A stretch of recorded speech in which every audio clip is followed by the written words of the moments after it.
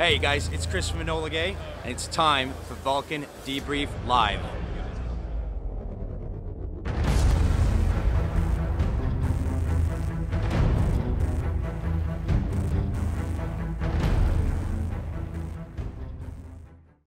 Welcome to the most interactive airsoft show on the interwebs. It's the Valken Debrief Airsoft Live Show. Each and every episode is sponsored by the fine folks at Enola Gay and Elite Force. Check out their product lines at enolagay.com and eliteforceairsoft.com. Also, don't forget to sign up for the largest growing airsoft community in the world, known as the Valken Alliance. We also offer alliance sponsorships for qualified airsoft teams. And the Valken Debrief also shares local and national airsoft events so you don't miss out what's going on in your region. We also give away sweet products from time to time, so the more you interact, the greater chances you win. And we work hard to bring you a new and exciting special guest during each episode. You can also find us at many airsoft events throughout the world. And if you miss any of our live casts, you can always catch the rewind on our YouTube channel or SoundCloud. So sit back and get ready for your Valken Debrief.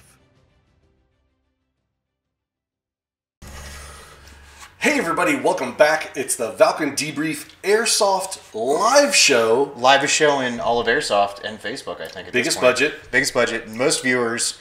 Also, I'd like a big announcement for this episode. We are on the #1 satellite. I know I mentioned it last week, but now we have pushed the Valken Core show to the secondary satellite. We are dominating the airwaves.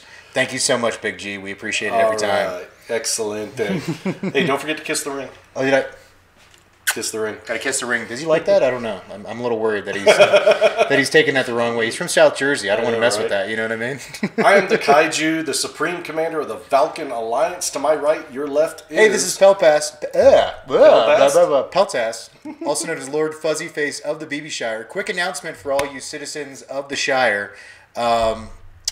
Oh, I forgot it. No, yeah, the draft registrations have been out. Make sure you sign your selective service. We're coming into a new season of Airsoft. We need to represent. So I know. I'm you excited. may not be drafted, but you need to get your name in there. 2020. I mean, Airsoft events are already starting next month in February. Oh, Lucky Branch says, "Hey, look, it's Pelju or is it Kaitast?" Kaitast. Oh. That's a good one, Lucky. Oh, I have a quick message for one of our viewers in the chat. Peanut butter. That's for you. You know who I'm talking to. Oh yeah, and the Chiefs are going to win the Super Bowl. Yeah, take that, staff. They're going to beat the 49ers. First comment, well, overachiever of the night was a 49ers comment, which we both are giving 4 thumbs down on that comment. 4 thumbs down. We actually have a tradition here, if you're joining us for the first time, the overachiever of the hour, which is the first comment of the live chat, which is Chris Stafford of the Rockies region. Also known as Staph Infection himself. That's right. He does roller derby, doesn't he? Well, he doesn't do it. He is such a supporter. His wife does it, and his daughter. And he's such a supporter that he helps repair the track. He helps build stuff for him. So they gave him. He is an honorary roller girl, but as a roller guy. Is there roller guys? I don't know. I think it's girls. I don't know. But also, we do have a hotline. We did open it up live last week when we were at SHOT Show. A lot of folks called in to ask questions. Some of them we could not air. I mean, there were some deep, intimate questions there for both us and our guests. What do you mean we couldn't air? We were live, dude. Shh, they don't know that. Yeah, we're always live. Are we live right now? Well, we could be pre-recording. You never know. This might be the most interesting. What if we are OBSing in OBS so we can make it look like a pre-record is live and we're somewhere else? No. What if we're finally messing with you? So if you want to leave us a message on our hotline, if you'd like to see a certain guest, feature your event, or just say hi, or suggest a topic, feel free to call area code 856-975-0650. Usual long-distance charges apply. Is that still a thing? Or is that really just on cell phones now? Because they always used to say that for call-in shows when I was a kid. That is a thing. And by the way, if you don't say first-time caller, long-time listener when you call, if you don't introduce yourself like that... No, we don't do that. We're not doing that? Because they do that on the core show. Oh, yeah. So we don't do that. We'll come up with something new and fun. It'll be we don't something more original. The paintball show does that. We don't do that. So we want to give a big shout out to our 2020 sponsors this year, Enola Gay and Elite Force Airsoft. I mean, between those two brands, I mean, I don't think you need anything else out there, right? I mean, you can get your clothing, your gear, your guns, anything you need. Pretty much. All one-stop shopping. Pretty much. And don't forget to check out the Valken Alliance at alliance.com. It is a community effort here that we support. We're just trying to get folks to get out and play with other people. It takes a minute to sign up. I know. And if you have your autofill set up, it takes even less time than that. Oh, and by the way, our lawyers did contact us. We cannot say pyramid scheme anymore. It's multi-level marketing. That's what we're doing. And we are featuring the southern region tonight. Is that the palm tree region? It Nice is. one, the warm region. We're going to spend a lot of time in the southern region this year. Well, I don't know. Should we? Because we technically we have one guest in the southern region, and then we have another guest in the Rockies region. That's a tough one. Yeah. The Rockies is such an awesome region that they don't need any more promotion. So I think the southern region is going to need it. I can't talk for shit tonight. No, you can't talk tonight. Oh, my God. God. All right, so I'm going to take over. I'm a little nervous. So if you're just joining us and you want to check out some of our previous episodes, just head on over to YouTube and search Valken Video, or just put Valken Debrief in the YouTube search bar, and you can find our playlist there to rewatch any of those videos. Did we thank all our SoundCloud listeners already? No, we have to do. I always do YouTube and SoundCloud. Oh, okay. Do you want to thank them? So, if you're more of a podcast person because you're too busy to actually watch, you can actually listen to our podcast version on SoundCloud.com. Just search Valken Debrief. I mean, it's not live, but you don't have to look at us, so there's always advantages to everything. You know who's in our chat? We gotta welcome our chat. Did we have a good chat? We do. We got the Angry Canadian has joined us. Ethan Vaughn is here, but he wasn't the first commenter. The Cloutless Wonder is here. Yeah, Ethan, you need to step up your game. I don't know what happened tonight, but your streak has been broken, so get on that. Tony Patton is in the house. Whisper, whisper. Oh, Tweenie up in the Midwest region. Lucky Branch. Let's see, who else is in here? Oh, friend of the show, Mr. Tactical Milsim himself, Dylan Frederick, veteran of the loadout battle. Dylan, if you're not getting, if you don't know, if you're not in on Gat Wars yet, you need to get on that because I think Gat Wars is right up. We got a paintballer watching, James Lindsay. We're converting him. Is he baby curious? Yes, he is. Oh, the legend Cade Yates has joined us. So, is it Cost in the House or PSA? What are they this year? We don't know. So tag your friends. It's really easy. Like, let's see. I'm going to tag Greg Alexander. Did you? Oh, you know what? My son doesn't have a meet tonight, so I'm going to tag Mrs. Kaiju because she's known for bringing the hammer. In the spirit of Steve Tom from Dark Horse 6. I will give my son his first official tag ever. Here it goes. Bam. Oh, is he on Facebook now? Well, I mean, it's like we manage the account. It's a way like family can see pictures, so we don't have to send pictures to everyone. It's like kind of a Oh, gotcha. It's a fun way. So if you're having a kid, a fun way to share pictures with your family and stuff, but not like put it out to the world. Make a Facebook account for the kid. You manage it, make it private, and then just make your family members, friends with it, and then you can just put out stuff to there, so you don't have to send 9,000 texts out if you have a big family. So I forgot to tag Shelly and Troy because Shelly's got to get in here. Shelly would be very interested in a certain part of the show today. I think what's coming up next. So is it coming? I mean, she better be quick about it. She's about to be famous, like more famous than she is already. Infamous. So, Steve Tom joined us. Short round. Thank you so much for being here. I just said that. Did you? Steve Tom from Dark Horse 6. Were you not paying attention? Not really. No, not really. You're just. I'm in my own zone, and I'm just excited to be back in the studio. Oh, Christopher Ludi. I think he's a new viewer. Haven't seen him before. There's this guy Felix Hernandez that just joined us for some reason. I've never seen him before. I don't know him. We got Andy Potter, one of our awesome Valken reps here watching the show. How's it going, Andy? Thank you for joining the Valken Experience. I got to tag Big G. That's what we could call this when we're on the road. We'll call it the Valken Experience from now on. Like it's psychedelic. Like you can feel us. I know. We're going on the road in 3 weeks. In 3 weeks. I thought I was a little burnt out after SHOT Show because I have to say that's a hard way to start the year. It is. It is. SHOT Show in November, I think would be a better time for me personally. But gotcha. As like a way to culminate the year, but as a way to like just get it out of the way, and it's nothing but on the road hanging out with.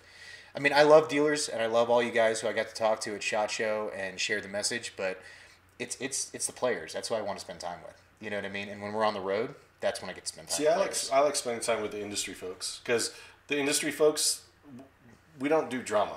No. It's like, but you go to an event, there's drama. Somebody's always got drama. You need a little bit of drama in your life to just keep it going. No, just a little bit. Just add some spice. Dude, I got 3 kids, to include a 24-year-old. My dad lives in our basement, and my mom's in assisted living, and she calls me like at 5 in the morning. I'm like, Mom, don't call me before 9.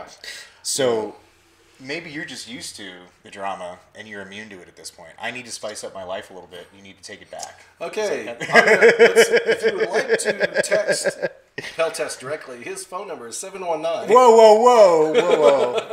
You can reach me at Kaiju_Colorado with any of your complaints or problems. All right. We're going to cut to a quick commercial break. Don't go anywhere. We've already gotten over 30 live viewers.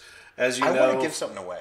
If we get 50, we'll give away. I actually, John Dorsey, I have packed up your XL burst grenade, and it will be on the way tomorrow. And for AJ Morris, also tomorrow should be arriving the MC Kydex stuff. So then he's going to get a real big package for winning the loadout battle. If you send us a little unboxing picture, we might make you internet famous. I'm just saying, right? It might be in your best interest to take like a picture with some of your prizes and post it.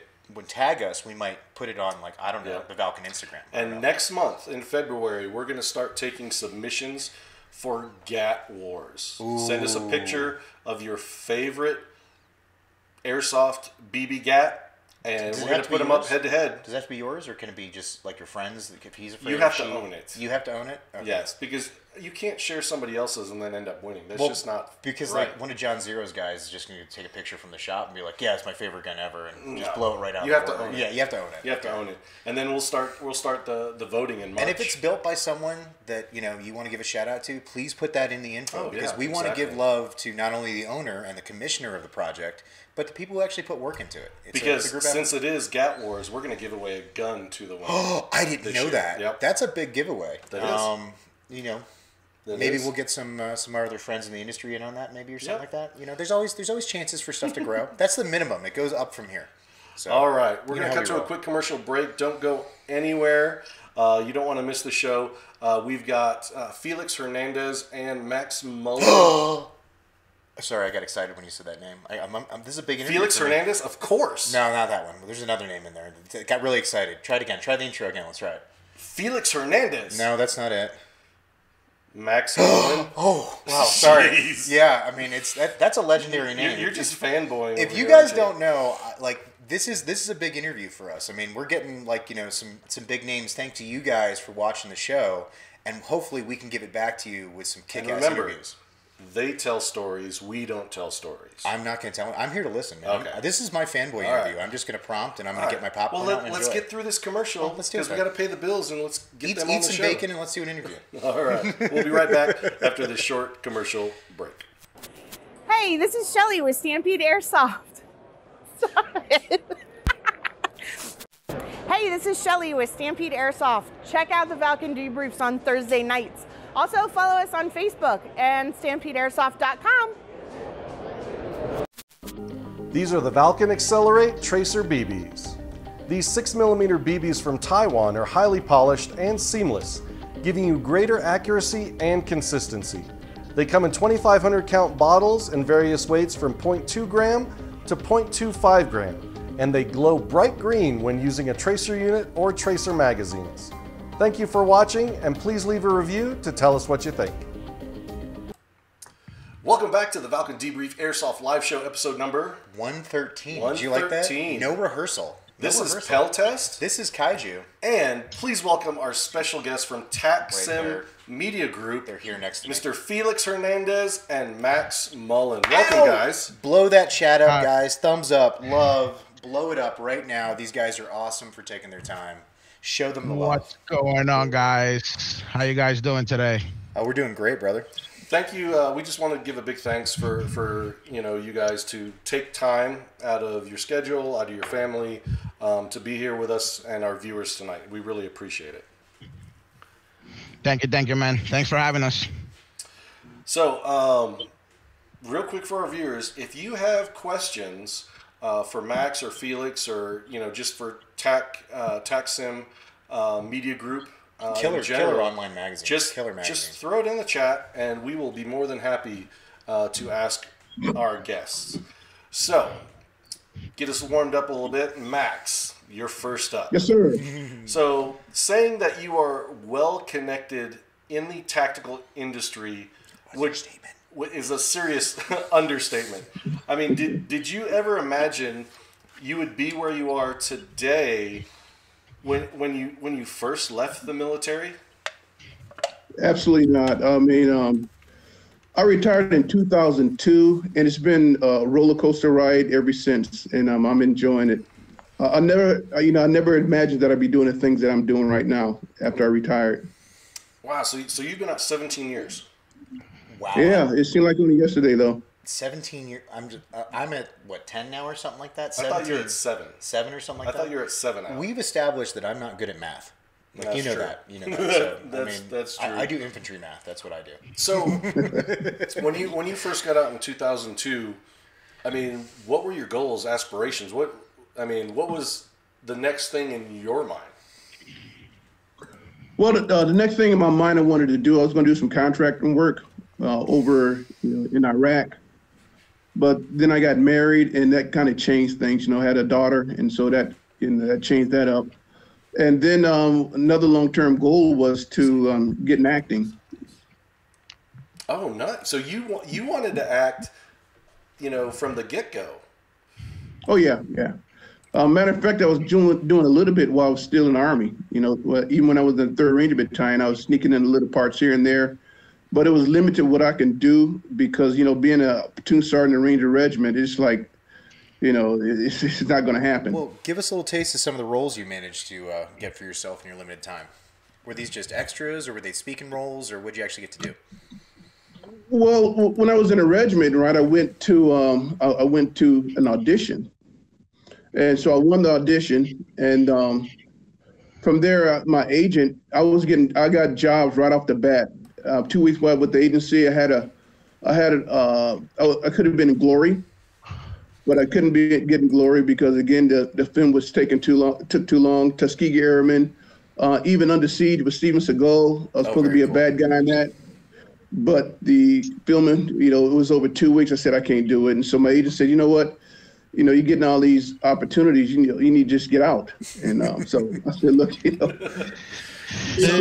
well, that's not going to happen. I enjoy what I'm doing, so I'm just going to go ahead and stick it out. And so I retired. When I retired in 2002, the war just starting, the Iraqi war. And matter of fact, I was briefing General Hendricks of Forcecom when the first plane hit the first Trade Center. Oh, wow. And I was briefing him. So I'm up there briefing the general, and he said, "You see that, Max?" I said, "Wow." Okay. Then the second plane hit. Then from there, it was just like boom. It was on. So not to get too personal here, but that you just described a pivotal moment in a lot of people's lives, which was 9/11. Like for the generation before us, that was the Kennedy assassination, where everybody can remember where they were. I remember I was a young freshman in college when I watched that happen, and I remember I was at Citadel at the time. I remember everybody around me saying the same thing, like we need to go enlist, we need to do that. When you're in that environment where you're part of the special operations community, you're going to be first. What was your reaction to seeing an event like that happen? It was shock and awe, because you couldn't believe what was happening. It was a lot of the installation went to 100%. They locked the installation down. We're doing security checks at the gate, 100% security checks. It was crazy because a lot of uncertainty after the planes hit, and then it changed a lot. That was the pivotal moment in our history that everything changed. And I remember, I was on my way out the military then, getting ready to retire, and so I missed out on that. But I was going to go contract and work with Triple Canopy. And so, you got to put in all your paperwork and so forth for it. So the guy said, Max Moss, hell, you're good to go. I get a report. So they just hand you, like you talk to a recruiter for 5 minutes. You're good. Just hands you a plane ticket and a rifle. You're good to go, man. You know what to do. You'll just run it down. Yeah, you're good to go. And so, in history, there are these pivotal moments like 9/11, and you look back, the closest one that happened previous to that was actually 34 years ago that a lot of airsofters probably didn't know about, is when the Challenger I forgot about that. I was actually a big one. I was in the 5th grade, and it's those kind of big things. I mean, at that time, it pulled our nation together. 9/11, it pulled our nation together. These are, you never want these significant events to happen, but they just do. Yeah. And I just always like to ask them. Back on it, I was, in my military career, I had opportunity to serve in a lot. I served over in Korea. I did 3 tours in Korea, and I served over on the DMZ, right there at Guard Post Olet. I had a sniper section. You were a JSA guy, weren't you? No, I wasn't JSA. JSA was probably around a half a mile from our Guard Post Olet. So we conducted patrols in the DMZ, manned the bunkers, and we did combat patrols there. And that was good times back there. Yeah, it was crazy. It was wild. And then I was in the 1st Ranger Battalion, the Iranian hostage situation. I was there. I was in the 1st Bat when that happened. And that right there was the pivotal change in how the Ranger Battalion conducted business. Oh, really? I remember. Say again? So for those who aren't familiar, what do you mean by a change in how they did business? I mean, because we're kind of getting a little technical here and our audience might not be clued in. Okay, up to that time, the Ranger Battalions, you had 2 Ranger Battalions, 1st and 2nd Ranger Battalion. 1st Ranger Battalion was at Hunt Army Airfield on the East Coast, and the 2nd Ranger Battalion was over there at Fort Lewis, Washington on the West Coast. And at that time, you didn't have JSOC and have SOCOM, so we fell under the Joint Chiefs of Staff. We reported directly to them. And at that time, 1 Ranger Battalion had the budget of an armored division as far as training funds. Yeah, we had a lot of money. So at that time, we did a lot of training. We did a lot of environmental training, Operation Jack Frost. We'd be in Alaska, then we go to Panama. We'd be out 29 Palms Desert with constant training. And at that time, we very rarely even worked together, 1st and 2nd Ranger Battalion. We know those guys up on the West Coast.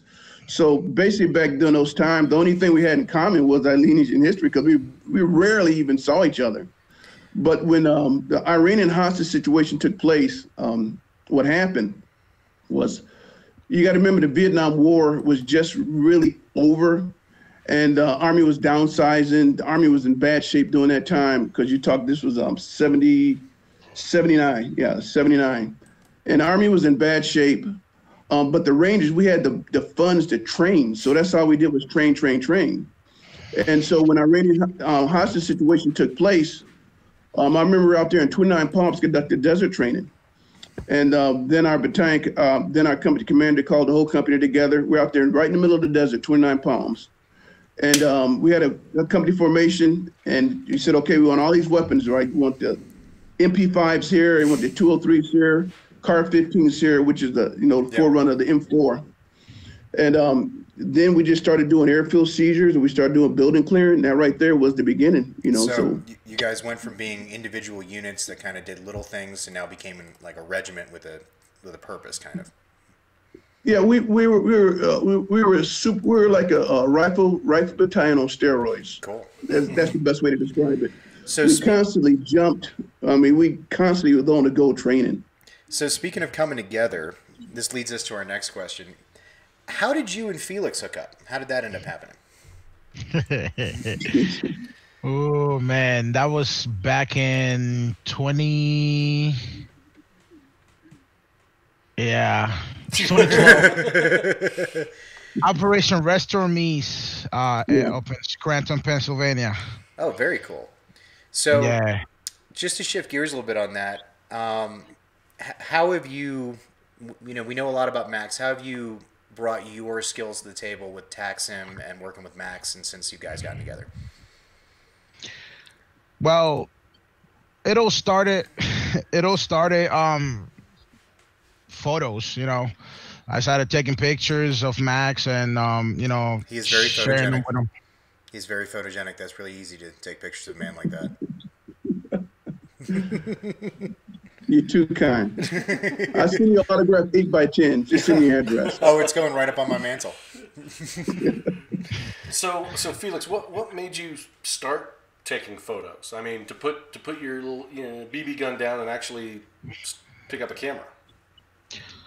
Oh, well, I have not put my BB gun down. I still play, very much. So he's just there, like, mounting the camera on top of his gun or something, so he shoots you, and then he shoots you the second time. Is that how that works? No, you have your time in between, doing formation. I take pictures with my phone, while Max is, talking to the troops and stuff. And then, I just either send him to his phone and post them, and that's how, our relationship started. Actually, funny story, during Restaurant Meets 1, Max and a group of the leadership for the game were pinned down in what appeared to be like a loading dock on the factory. And they were pinned down by an LMG. And me and my squad, overheard, people screaming and fire going down. So we, ran down the hallway, figured out it was Max. So we kind of, supported some fire, and got him out of there. And ever since that day, like, I've played under Max. Like, any game he COs, I'm always under there. In the last couple of years, I'll say 5 to 6 years, I've been more on the leadership role with him, either whether XO or First Sergeant during the game. So our relationship has grown a lot. That's interesting because my first Lion Claws Simulation Series event was in 2005. Wow. Yeah, and it was actually the Lion Claws, and at that event was, were you there, Max, for that one? Ken Miller was there. Oh no. Yeah. Well, that Lion Claws, that was 1 or 2. That was 2, I believe. Yeah, that was me. Yeah, I was there for 2, and I think Ken Miller was there also. Yeah. In Colonel McKnight. And then 2005 was the first time I went to Irene in Kentucky. At Zussman. Man.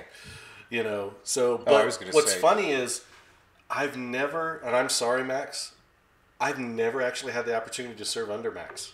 Really? Yeah. I think we need to solve that. We need to change that. Because I hate to say it, but both March you guys are getting, March or die. you guys are getting a little long in the tooth, so we might need to take care of that before there's some kind of oldness that catches up with you guys or something. You know what I mean? Yeah. I don't think that's possible because Max is. I'm jealous of how in shape he is. He's 20 years older than me.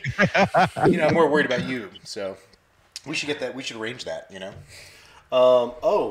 So Tony Patton asks in the chat, what for both of you guys, what was the neatest or most unique item you picked up at SHOT Show for both Max and Felix?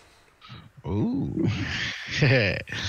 I don't know. For me, it has to be the HRT plate, RCA plate carrier with the Maximus plaque car in the front. Wait. Well, that was why really is it technical. called Maximus now? I got lost at plate carrier. Well, it's the Maximus plaque car. It's a design by HRT for the man, the legend, the Maximus. Oh, I get the name there, Maximus, Max. I like that. I get the name. Yes, yes. What about you, Max? Oh, sorry, Felix. No, it's okay. It is one item, I can't remember the name of it. Tony can help me with it. It's this cooling system for when you wear your plate carrier. Oh, body armor vent and body armor. Yeah, the air. body armor vent. Nice shout out. That right there is real interesting, and I can't wait to try it out. And I saw the graphics behind it, how it keeps the body cool. I redistribute the heat on the body, and that right there really piqued my interest. We might be able to hook you up with someone who can get you a tester of that if you're looking to try that. He knows Tony. Oh, okay. I was trying to be cool there for a second. Tony. I was trying to be Tony cool. knows a lot of people.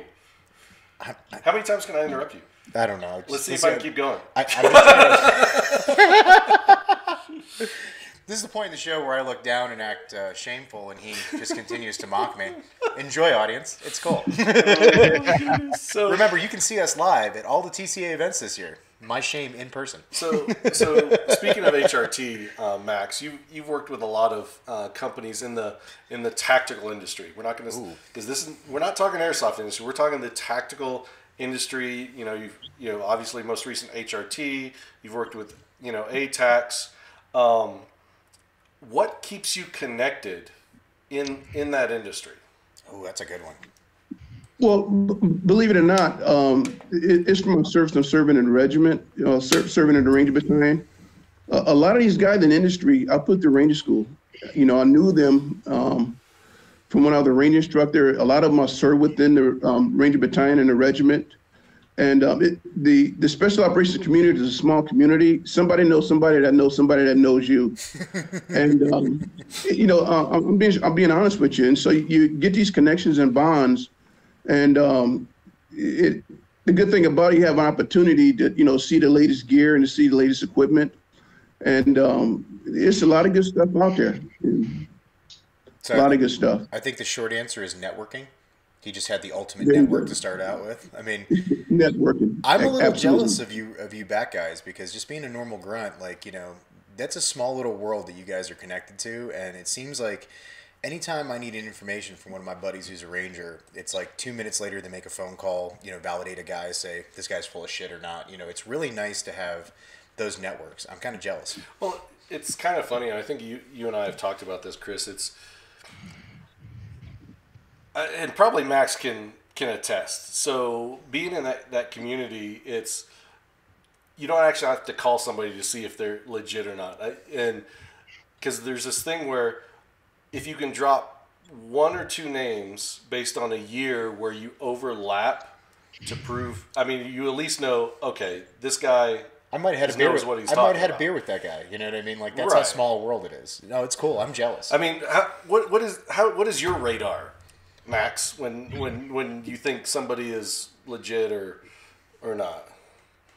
I can speak to a person around 2 minutes, and I'll know if he's legit or not. It's just little signs you look for, you know, some the way they pronounce words, the way they say words. Like, for instance, like even like sergeant, you know, in the Ranger Battalion, say sergeant. That old Army, that's the old Fort Benning accent right there from Sand Hill. Yeah, sergeant. Sart. And you know, again, like you said, the community is small, and to do a check on somebody, all it takes is just go into the Ranger group. Hey, you know this person, he claims this, and boom, you get outed. And I'll probably get around 4 or 5 people contacting me trying to vet somebody. You know, if they're the real McCoy. And I'll run into them all the time. My goodness, I run into them all the time. What's the most outrageous story you've heard from a faker so far? Oh, there's so many. There's so many. One guy said that he said that he served. I was his Ranger instructor, right? And see, the thing about that, when he said, you know, I was his Ranger instructor, I said, 3,000 Ranger students through Ranger school a year. I said, okay, I'll take your word for it. And then they start saying, yeah, ask Sergeant Mullen. I was this, he was my Ranger instructor. And I said, dude, I can't vouch for you on that.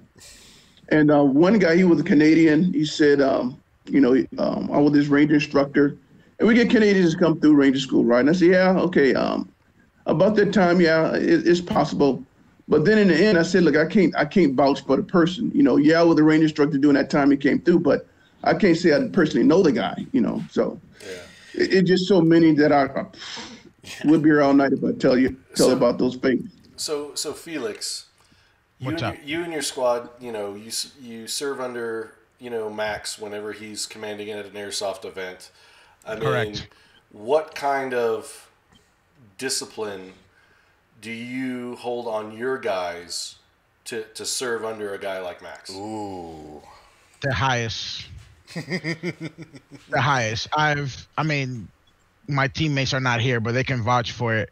I have yelled at my own teams because they're not doing the job. If I'm getting yelled at by my superior, I'm going to yell at you for not doing your job. It's plain and simple, you know. I give you a task. Yes, exactly.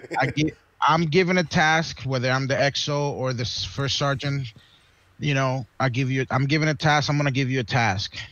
How you get the task done, I don't care, but just get it done.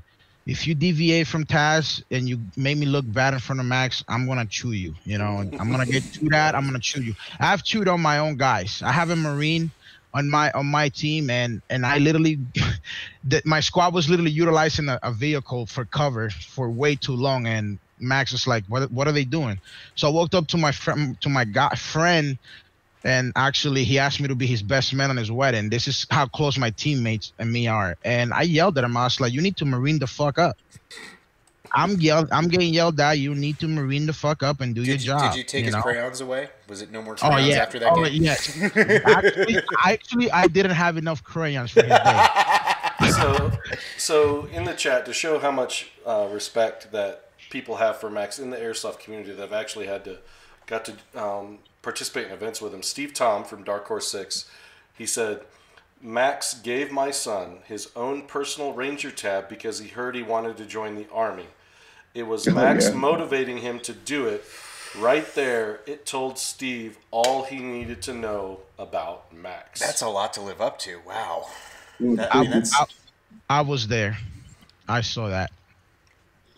I want to say this about airsoft. I've been involved with airsoft since I want to say 2006, 2005. I first got involved with it. And at that time, I didn't know what, when John Lee asked me to do, I didn't know what the hell airsoft was. I had to go online and Google it. But one thing, people say, do you do airsoft, Master? Yeah, I'll do it. And I'm not ashamed to say it. And yeah, I'm serious. I'm not ashamed to say it. You come after me, you better make sure your stuff is right. Oh, God, and the thing about it is, you get a lot of people, they get to hammering down on airsofters. And this how I look at it. I said, look, when I was growing up, we went outside, we played, Army, out in the woods and stuff like that. We had the G.I. Joes. And I said, airsoft is nothing more than taking it to the next stage. I said, you got reenactors out there who reenact Civil War reenactors, World War II reenactors. And I said, what airsofters do, they pay homage to our military. And one thing it gave me the opportunity to do is, is to teach, mentor, and to motivate. And I can't even begin to tell you from as long as I've been participating in airsoft, I like to use the word milsim, the number of young men and women that join the service. I remember out there, we're doing Operation Lion Claws. The other guy who worked he worked for the TV industry, right? He worked with one of the networks. And he approached Colonel McKnight and I said, I always wanted to be, I said, go for it. You only live once, go for it. He joined the Army, went SF, did multiple deployments over there in Afghanistan and Iraq, came back and got out and went back into Hollywood. And young men one young man, he joined a regiment, left the regiment, went to Task Force 160, doing great things. And I was out there doing great things. We're out there at just last year at Operation Irene down here in Georgia. And a young man came up to me. He said, Master Sergeant, you probably don't remember this, but we were doing I believe it was, we were doing Operation Irene that base in Indiana. And he said, you came around the corner and I shot you point blank in the face and chipped your tooth. And I remember that I was mad, I was furious. I went off on him. And, and at the end I said, look, okay, hey, I want to apologize to you. These things happen. Don't take it personal, okay? And I said, just use it as a learning lesson. So that young man, he approaches me. And he said, that was me, Sergeant Mullen, I shot you in the mouth. And right now I'm a platoon leader in 3rd Ranger Battalion, Charlie Company, 3rd Platoon. My old platoon, my old company. Nice. Oh, wow. Oh, that must have been a kick in the pants when you heard that. Yeah, absolutely. And I remember, I get a person hit me up on Facebook. Hey, I'm getting ready to graduate from airborne school. Can you be there? I probably pinned on 6 airborne wings on young men that participated in airsoft. They were kids. Wow, one guy named Talon Northup, right? I remember I used to see him at Lion Claw when he was around 9 years old. I went to his graduation from infantry school. He went and did some great things over there in Afghanistan, got out, and he's doing contracting work. And you never know the impact that you leave on a young man, a young lady's life. That's why, they get to knocking airsoft. I said, you know what? Even you see these memes of these overweight kids, right? People laughing and making fun. I said, at least he's out there doing something. I said, why you want to destroy this young man's dream? This is probably closest he's going to get to being something in his life, and you want to destroy his life. So that's how I see airsoft and milsim. I never, come down hard on somebody, but you always want to motivate. It's easy to tear somebody down, But when you encourage somebody and you see them grow, that's the excitement right there. That's the reward. Humble words. Yeah, Humble words. You know, it's been interesting watching the generations of airsoft, which, you know, it's like every 5 years. I think there's a new generation in airsoft, and we had a gap these last 5 years where a lot of the mentors left the sport for, you know, a lot of people that were military, active duty, or prior military. You know, adulting happens, life happens. You have kids, you get a job away from your area, stuff like that. And there was this huge influx of younger kids that they didn't have anybody, unless you were running with a team like 265 or Dark Horse or Disposable Heroes, you know, you really didn't have that mentor. And that's one thing that I've always seen at Lion Claws events when I see Max or Mark Colazos and stability. They take the time to talk to somebody. And it's more than just motivating them to, you know, march or die or take the building or take the hill. They actually take the time to that player takes away something positive from that event. On that vein, Max, now that you've been around the airsoft world and your previous history with Ranger Bat and that whole world, how has the exposure to the airsoft world changed your philosophy when it comes to training and interacting with people? Has it made it different? Has it softened you? Has it made you harder? Where's that taking you? Well,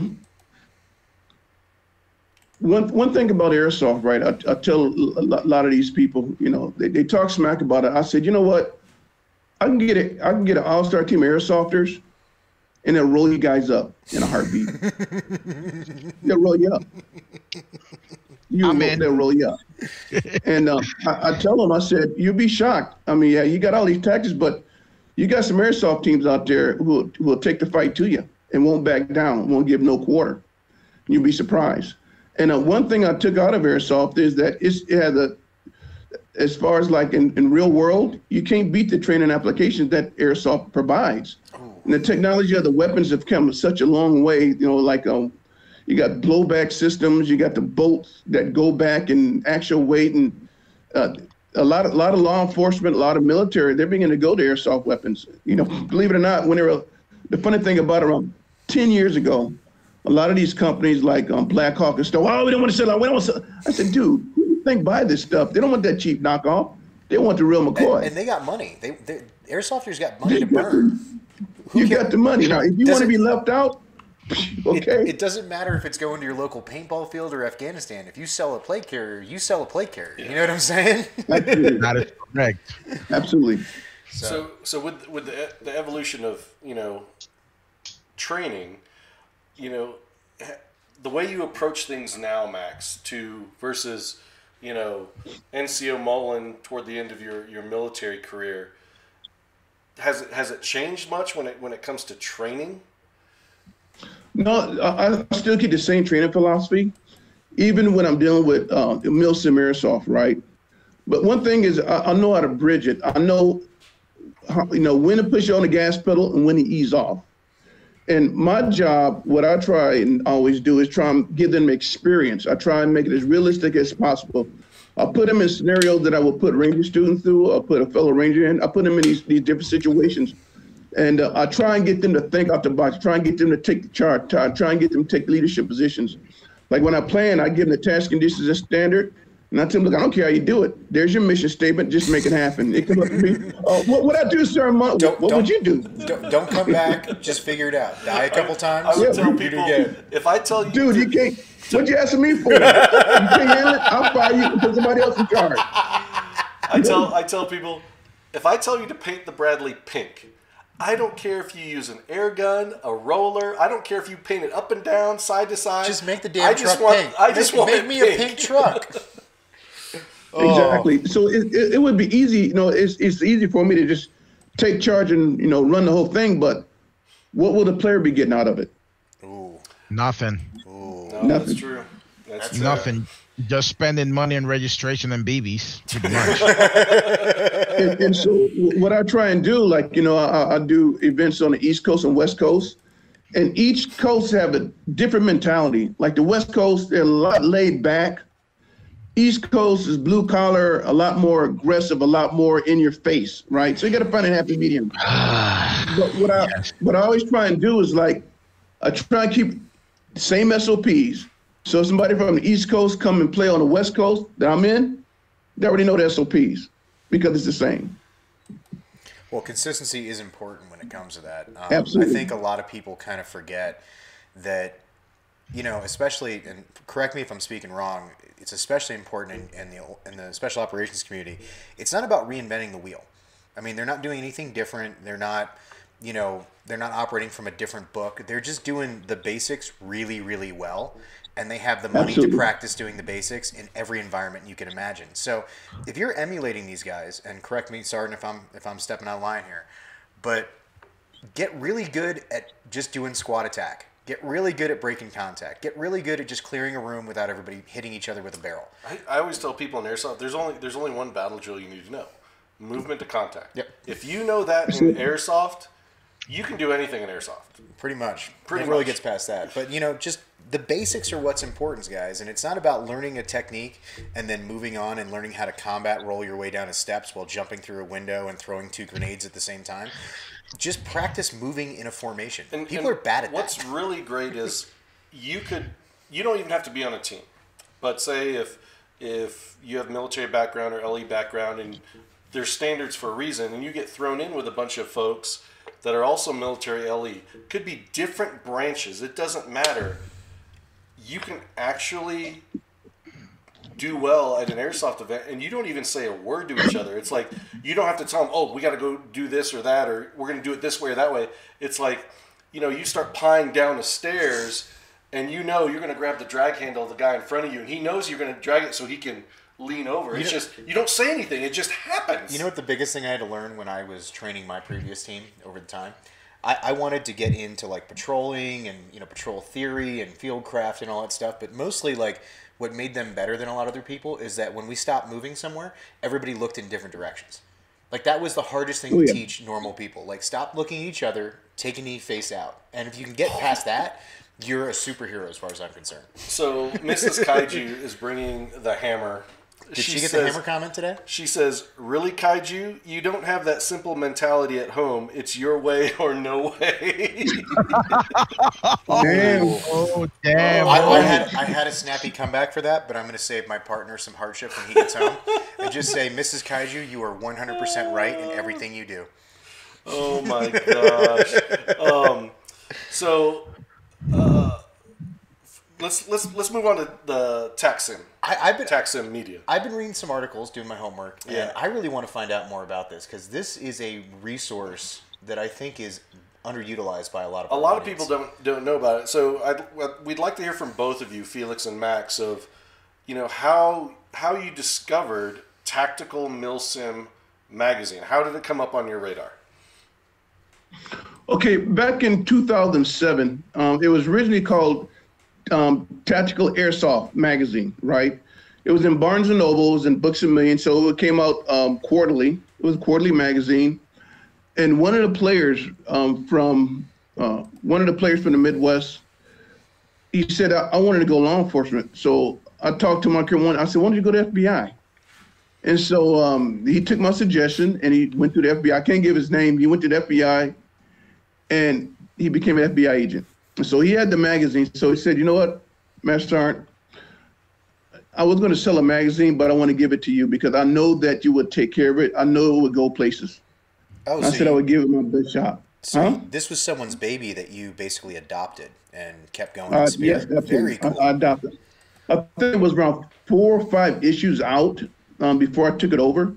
And so what I wanted to do, take it from strictly airsoft, tactical airsoft, and so we call it Tactical Milsim Magazine because we wanted to incorporate all the different types of training, whether it be airsoft, paintball, UTM, blue tip, all the different type of training apparatuses, cover training, cover techniques, cover law enforcement, cover military, cover survival. We wanted to make it all-inclusive magazine.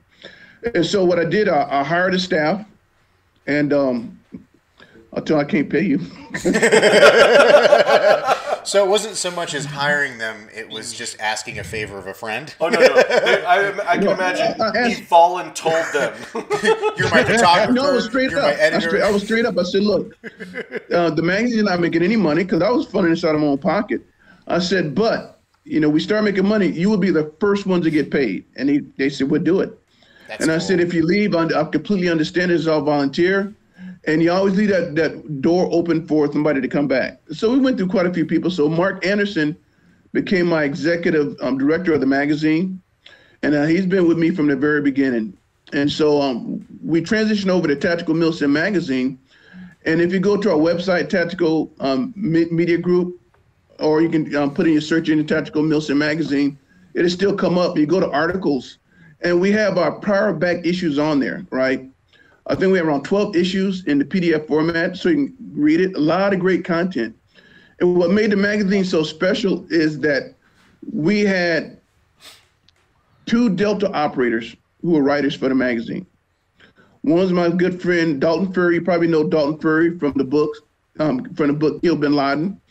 He submitted quite a few articles, and he's one of my featured writers. And another one named Jamie Wiedemann, right? He submitted articles. And I encourage you to go check some of these back issues out because a lot of good content, and with a lot of good content in it. Then we had our big interview with Tiger Swan. At that time, Tiger Swan was probably one of the big contracting companies out there. And so when we contacted him, because we wanted to make the magazine different, we wanted to get with the real McCoys. And so we contacted Tiger Swan. They're really leery, but then he found out it was Max Mullen. He said, "Okay, I'm serious. I'm being honest." It doesn't hurt to when have I a went name there, that carries weight. It does not hurt. It all boils down to your integrity and stuff. And I try to treat people the way I would like to be treated.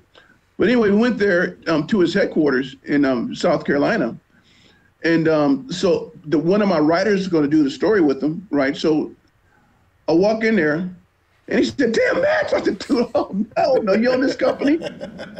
And the last time I saw him, we were doing a battalion mass tack jump on Friar Drop Zone. And here he is on Tiger Swan. And we sat there and talked about old times for almost an hour. I said, "We got to do an interview." From right there, he gave us an exclusive interview, and we did a really good video. It's called Tiger Swan. And he said, "Max, that video you guys did for us, we use it when we go to these different conventions. We run that video." Oh, very cool. And so what we wanted to do at Tacsim Magazine was give like these small companies, up and starters, like whether it be Airsoft, whether it be a small tactical company got good equipment. They don't have the funds, they don't have the money to get these big advertisements. So we'd do a full story on them.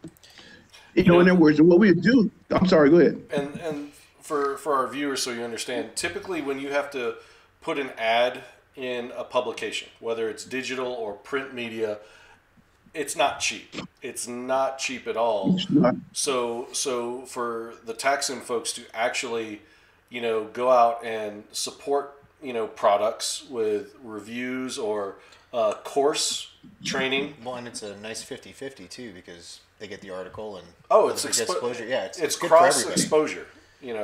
Definitely for sure.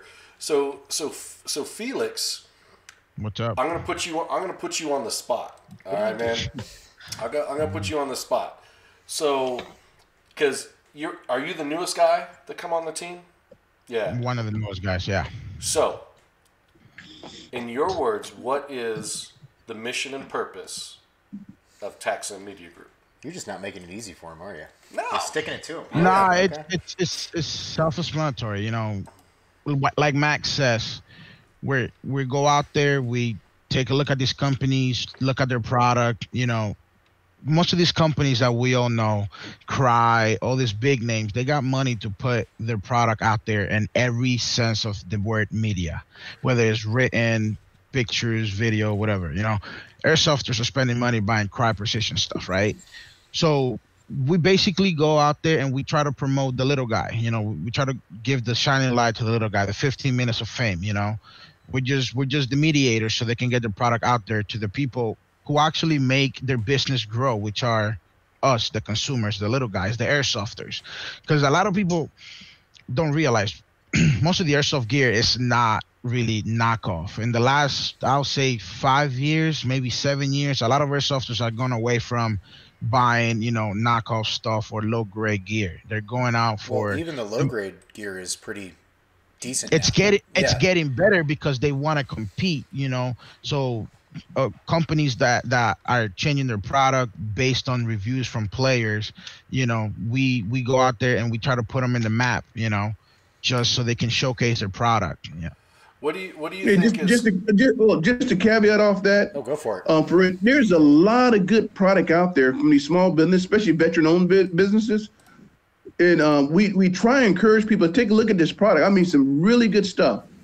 For instance, we were walking along, and all of a sudden, these guys came running up to us and said, "Hey, can you do an interview for us? We like how you guys roll. You guys seem pretty tight." And that's the one with the gas mask and the protective equipment, which I encourage you to take a look at. Very good. Yeah, go check them out. It's called Mira Safety. They specialize on CBRN equipment. So someone's actually reinventing the Pro Mask game, because I remember, at least in my day, those things were miserable. I mean, I don't know if they were different for you, but they were awful. Not only miserable, like most of the gas mask companies catered to law enforcement, military, firefighters. They're not really cheaply available for civilians. Oh. Now we're not saying that you're gonna need a gas mask for a nuclear event or some stuff like that. But if you want one, you shouldn't have to spend $1 million. That's true, but take California, for example, forest fires. If you're in a forest fire, you got a lot of smoke coming through your house. You can wear gas masks. So, a lot of people have the misconception that all this gear is catered to military so civilians can use it. No, you can use a gas mask. Your house is on fire. You can't breathe because of the smoke. You have a gas mask available.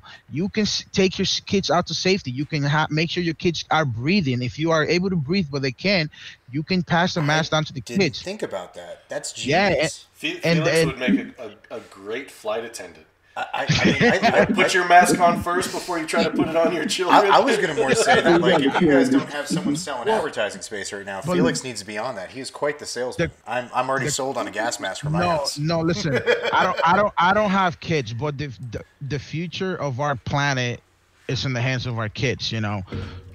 What better way to protect our kids? I mean, like I said, we're not fighting, biological warfare right now. Coronavirus. But I'm not drinking Mexican beer for this month just so I'm safe from the coronavirus. I'll be good. It goes beyond. Goes beyond that. For example, Mohawk, the company Mohawk, they're introducing. They have this Wi-Fi enabled streaming for their cameras now. It's a cool product. Ooh. That if you're playing airsoft and you own one of these cameras, you can, at your Wi-Fi server, It's pretty cool ideas, things like that. I thought I had the line on some cool products. Felix is way better than me at recommending gadgets. And I'm curious if you guys came across it. It's similar to UTG, UTM, and Simunitions, but there was a new product out there. Are you talking about the range? Yeah, Rich was talking about that range day. It was a new Are you talking about the cheaper Simunition? Yeah, because before you'd have to have the bolt and all this other stuff, but you don't need anything else. You just need that kind of round. You don't have to upgrade. Did you guys see that shot? No, I didn't see it. I walked by it, but it was so crowded, I couldn't really talk to anyone. Everybody was busy, Well, I mean, that round was kind of the darling of SHOT Show this year, so I mean, I'm guessing everybody wanted to check it out. Every year there's a theme. Like last year it was colored, skeletonized, precision 223 caliber rifles. Like the Woodcock show. This year it seemed to be either more like training or big bore guns. There was a big focus on big caliber guns. I was getting the training thing from working the booth, since I mostly got locked to that table. They abused me horribly, but. I had a lot of people coming through, and I got prepped that, when you're working an airsoft booth at SHOT Show, people are going to come by and be like, oh, this is really cool. And then they look for bolts and they don't realize it's a toy, So many times we've had people come up from foreign countries thinking they're real firearms, wanting to train their people. And then they find out it's a toy and they just drop your shit and walk away. Yeah. What I was actually getting a lot of was firearms academies, training officers from different departments. training ammunition's gotten expensive. Blanks are expensive. Simunition are expensive. Oh, yeah. And they're looking for an alternative. And one guy actually brought 2 of his training officers with him, and he was the civilian range officer for the department. And he's been trying to work on his coworkers for a while, and airsoft was a great alternative for all the things that you can use it for. And once he asked, well, what's ammunition cost? And I was like, 5,000 BBs are like $12 retail. They're like, oh, yeah. And it was instantly the conversation changes. Instantly. Well, even beyond training, like, I've had conversations with Clint Hoover from ATAX, and he'll be like, Bob, it's such a pain in the butt to sign weapons out of the armory for our photo shoots. Where can I get some good, realistic looking airsoft guns decked to the nines? Yep. And because I think Max has been on some of those photo shoots. Well, there was that optics company right when you entered on the bottom floor. It was all airsoft guns were all their displays. They had yeah, they had like $50,000 thermals on like $100. Yeah, no more blue guns. Yeah, no blue guns. We're gonna put them on airsoft guns. Yep. So no more blue guns. As a matter of fact, the Fort Benning Infantry Museum, right? I knew the curator. I turned them on airsoft guns for their mannequin displays. Yeah. Oh, very cool. Oh, nice. I have not made. You know what? I think since we're going to be in that region, we might have to make a pilgrimage to San Diego. I mean, we're going to be in Dawsonville, Georgia. We're going to go through there on our way to Barnwell, South Carolina. We're going to Barnwell twice. Ooh. I mean, and I heard a sad thing. I heard that Iron Mike is no longer at the entrance to Sand Hill. Wait, what? Iron Mike is now at the Infantry Museum. Iron Mike, the original Iron Mike is at the entrance of the Fort Benning Infantry Museum. And since Fort Benning has changed from the home of infantry to the maneuver warfare. Oh, so you have the armor, and so you have the cavalry guy statue, and then you have Iron Mike in front of Building 4. But the original Iron Mike is in front of the museum. Okay, so we can still go visit. I can still do that. It's kind of like, over here in the Springs, it's not Cheyenne Mountain and Space Command. It's just Space Force now. Well, because the Stargate's there. That's why. A lot of people don't know that, but that's where they keep the Stargate. So getting back to the magazine, you promote and support a lot of stuff. In your minds, what is more difficult to promote, a product or promoting awareness of like something that's not a product, like a training course or a person? What's more difficult? Believe it or not, they're all about the same. To tell you the truth, we cover everything. Matter of fact, we were promoting airsoft Milsim Airborne School. What? Wait. Whoa. Back us up there. I remember that. Airborne school? Well, yeah. I want to hear the story behind this. Matter of fact, you would jump into a game, you attend a course. It was a 4-day course. Learn how to pack and shoot. You jump in out of a DC-3 that was participated in Arnhem. And wow. You do your jumps, you do your 5 jumps, you get your wings, and boom, Airborne Milsim. We got the, matter of fact, we have the Facebook page up. We haven't conducted a course in a long time, and we may start that back up. We get enough interest. So that leads me to an interesting question, but I mean, I feel really ignorant about what's out there, and you seem to be tapped in. So we started with airborne airsoft.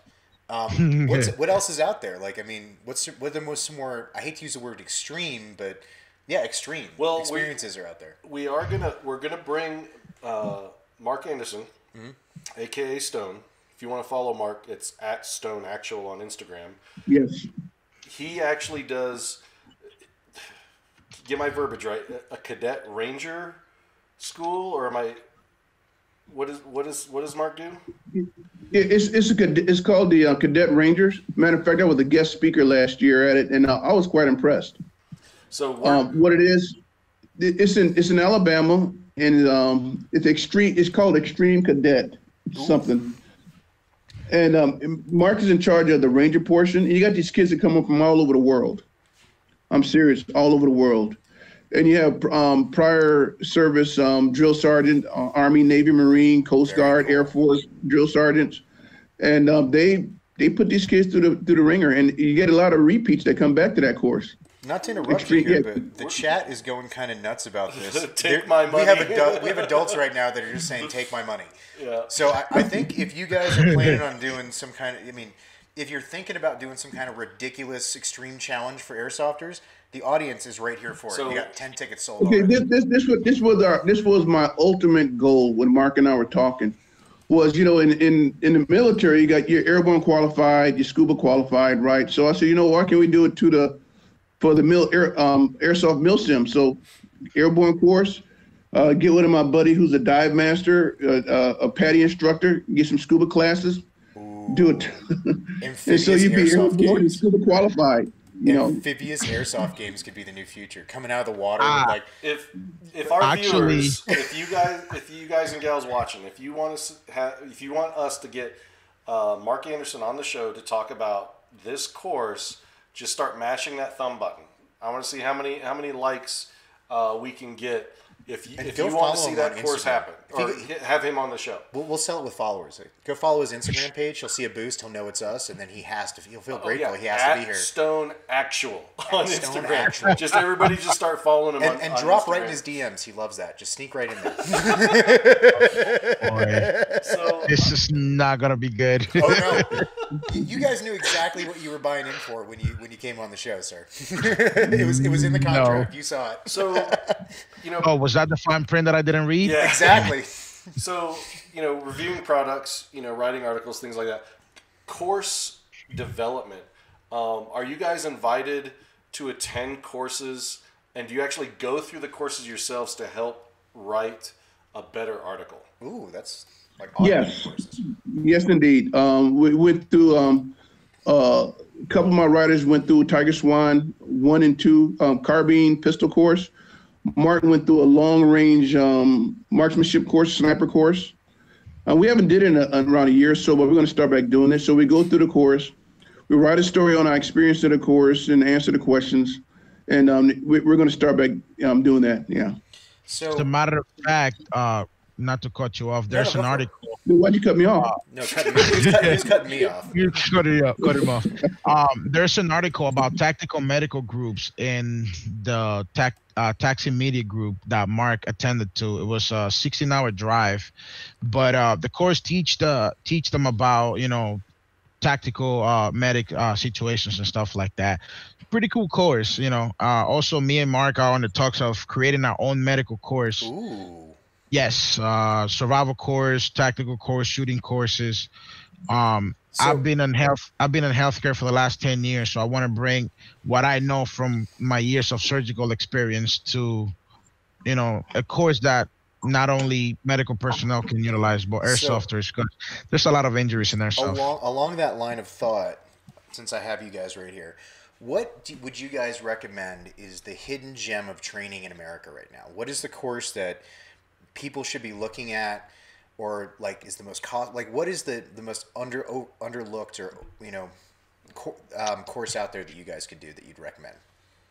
Actually, I believe everybody should be CPR trained at least. Ooh, that's a very good answer. I like that. And that's you can get that done at your local YMCA or Red Cross. But it sounds so funny. Ooh, that's a good one. No, it is.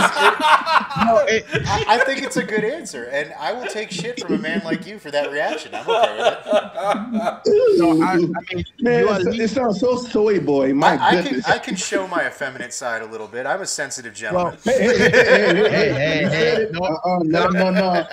We're not judging. It's 2020. Oh my God, we got the guests involved. This is bad. So, I'm not taking shit from the guests and my co-host. There's some shout outs that we got viewers in Portugal. High five. Hey, Portugal. And one of your favorite West Coast teams, Disposable Heroes. Hold on. 2-time Lion Claws Tactical Challenge champions.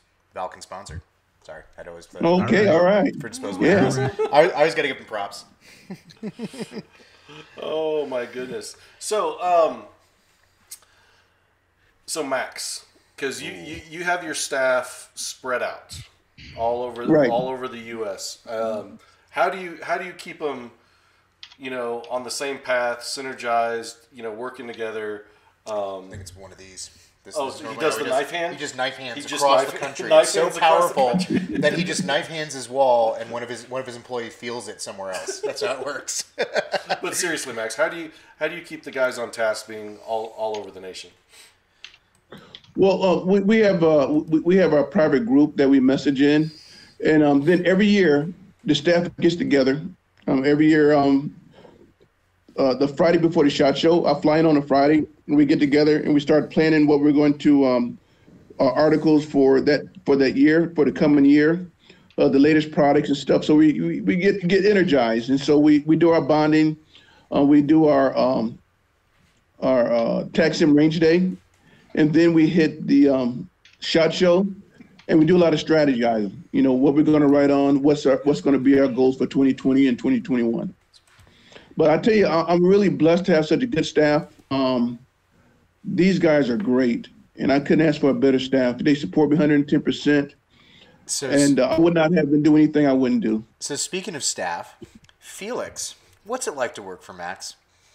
Is it all sunshines and roses and daisies, or is it just being yelled at over the phone all the time? What is it? It's wonderful, man. Really? Max, yes, it is. A lot of people see the Matt Max side, the March or Die, Bravo Company. You know, I've seen the personal Max, the gentle, humble individual that laughs, puts his hat to the side, and enjoys a good laugh with the group. You know what I mean? It's wonderful. You know, playing with Matt Max is one thing, but actually hanging out and get to do some work with Howard Mullen is a total different experience. You guys should come out and hang out sometime. Oh, I'm jealous. I got to share a meal with Max, and that's still one of my. It's a cherished memory. I would call it. I don't want to. I've already been accused of being a soy boy once, so I don't want to get too complimentary there. You redeemed yourself. I'm trying. You know. You went from a soy to a beta. I'll take beta. It's okay. You know, I mean, to be fair, Max, I mean, my days are mostly doing laundry and taking care of a 10-year-old. So I'll take. Hey, that's a full-time job right there. Yeah, I'm a household. I wouldn't change. Hey, I wouldn't change that job. I mean, your 10-year-old, man, that's a great job. Oh, I enjoy it. I'll tell you what, I am really glad to be doing the professional job I have right now. I get to travel. I get to meet amazing people like yourself. No. You just get to talk to people over the age of 18. Over the age of 18. Happy to do that. But it still kills me when I have to travel and he doesn't get to go with me, because I come home with this armload of. If you guys don't know, whenever you guys hand me patches, I'm not a big patch guy. You don't know about summers at Valken when the kids are out at school. Oh no! I bring the boy. There's two seats in the van. How are we going to do this? It's a two-seater. It doesn't work. No. We throw beanbags in the back. That's okay. I'm good with that. Yeah. I'm good with that. 1970s. Yeah, exactly. You know, the seatbelt in the 70s your where arms. you just That's took right. your arm Exactly. across to stop them. So Max, and Yes, sir. when you guys are looking at, I'm sure you have a lot of folks that reach out to you. Hey, can you cover this? Review this? What? How do you prioritize? You know, what gets published, and you know where you put your effort into with the magazine. Come in. What, you said something, Felix? No, go ahead. Oh, well, what we do is, say for instance, somebody wants to review their product. They send the product to us. We take a look at it. We evaluate the product, and we give it our honest opinion about the product. So give them a chance to do improvements. Because we don't want to put nobody on blast, you know, right? So, this product is the worst product we have. You know, we give them a chance. Hey, look, you know, this doesn't really meet the standard. And so whenever we do a story review, we always send it to them before they can proof it. Make sure it says what they wanted it to say. That, you know, is factual and to the point. Because I never wanted to blindside anybody. Never wanted to, you know, you got these guys putting all this money into their product. You don't want to destroy them. You know, so you want to help them. It's less of a reporting thing that you guys do and more of a partnership with the company. Exactly. Yeah. And if something falls short, do you or do you not, or it just depends, do you guys work with the company to refine it? No, we don't work with. We give our suggestions, right? You know, our recommendations. What we feel can help improve their product, and, you know, let them take it from there. I bet those suggestions carry a little more weight than just suggestions, I would say, coming from a guy like you. Quick question from the chat for you, Max. Lucky Branch says you actually are well known for your book recommendations. Can you throw some out to the chat? Yes. Wow. That book by David Coggins that just came out. It's like when you're a big music guy and people ask you what bands you like, and on the moment you're like, the Rolling Stones. Like when you get put on the spot, you just get stuck sometimes. It's okay. Yeah. What are you reading right now? I'll come back to you on that. So you reading anything right now? What are you reading right now? It's a book. It's a book on lateral thinking. Oh, okay. So, and is that just about changing how you approach things, or is it about a different mindset? Or it's about a mindset and how to think outside the box, how to look at something, and how to look at something and just see different ways you can attack it. It's different ways you can maneuver through it. But any book on lateral thinking puzzles help keep your mind sharp. Very cool. Help you look, think outside the box. And not to put you in a stereotype here, but being a former bat guy, people may think that you have a certain straight ahead mindset, and it's really awesome so that people can hear that the people that you think are the most kind of knock their head into things are often trying their very best to find different ways of doing things. It's nice to break that stereotype a little bit. You know what I mean? Absolutely. What I do, I always keep a pad and pencil by the bed, because your best thoughts come when you're sleeping or when you first wake up. And I always write down. I always have a things to do list every day, and I do a mission. I'm gonna knock these things out, these 10 tasks out. If I can't finish these tasks, I bump it over to the next day, and I give myself a deadline in which I accomplish those tasks. The people without the vision, the people without a vision, they perish. And so my calendar stays full, and I'm always goal setting, always making plans, always networking, and that's how you make things happen. So you're not slowing down anytime soon? Oh, hell no. I know plans straight.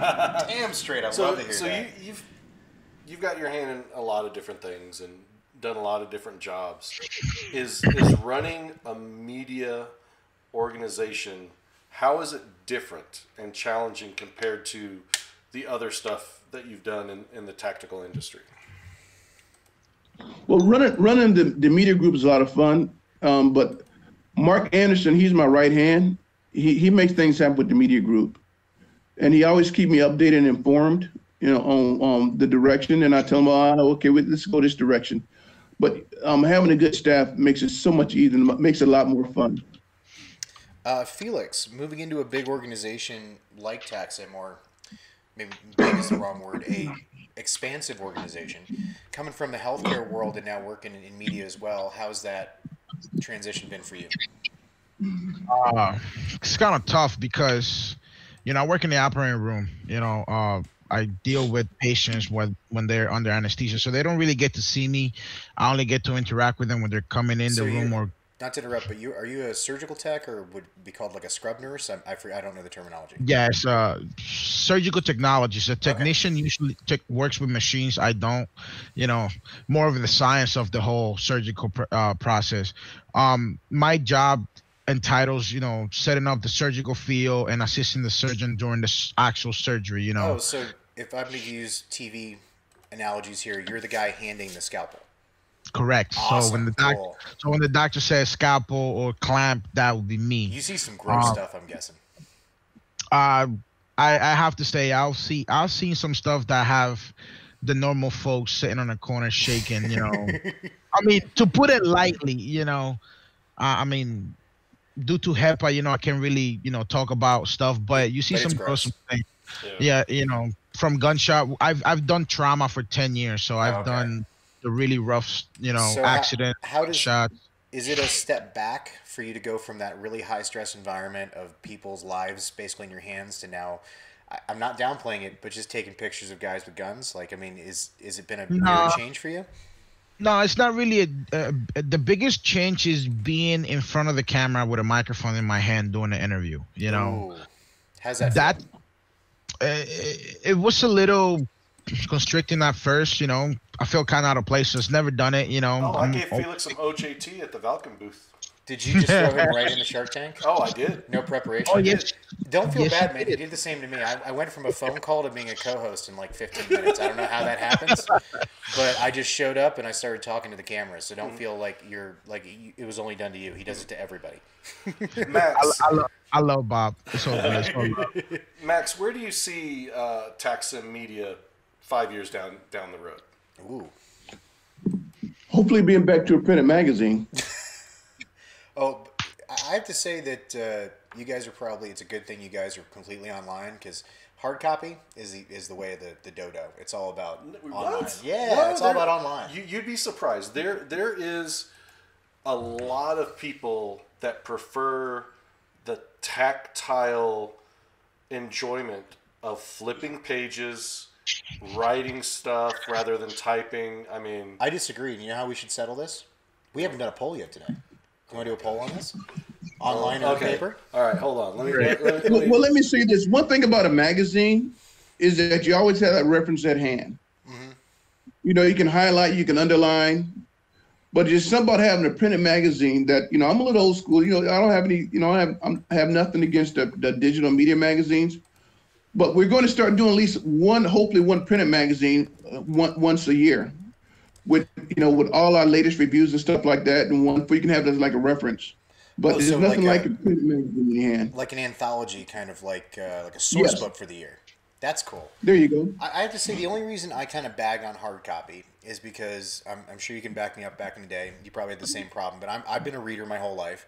And when you're in the field, or you know, you're waiting for a plane or something in the Army, you have this problem where you're like, I got 100 pages left in my book, and I don't want to be stuck without something to read if I get through this. So you always have a second book on you, and everywhere you go, you end up carrying like 5 pounds of books, so you always have entertainment. Now with the Kindle app or like digital stuff, I can have 100 books on my phone all the time, so I can always read, and I never have that worry. And that was just my always big thing about it, is that like I had a period of time where I could just not finish a book, because like we ended up with a truck ending up in a river, so my book got ruined. Another one burned down with my book in it.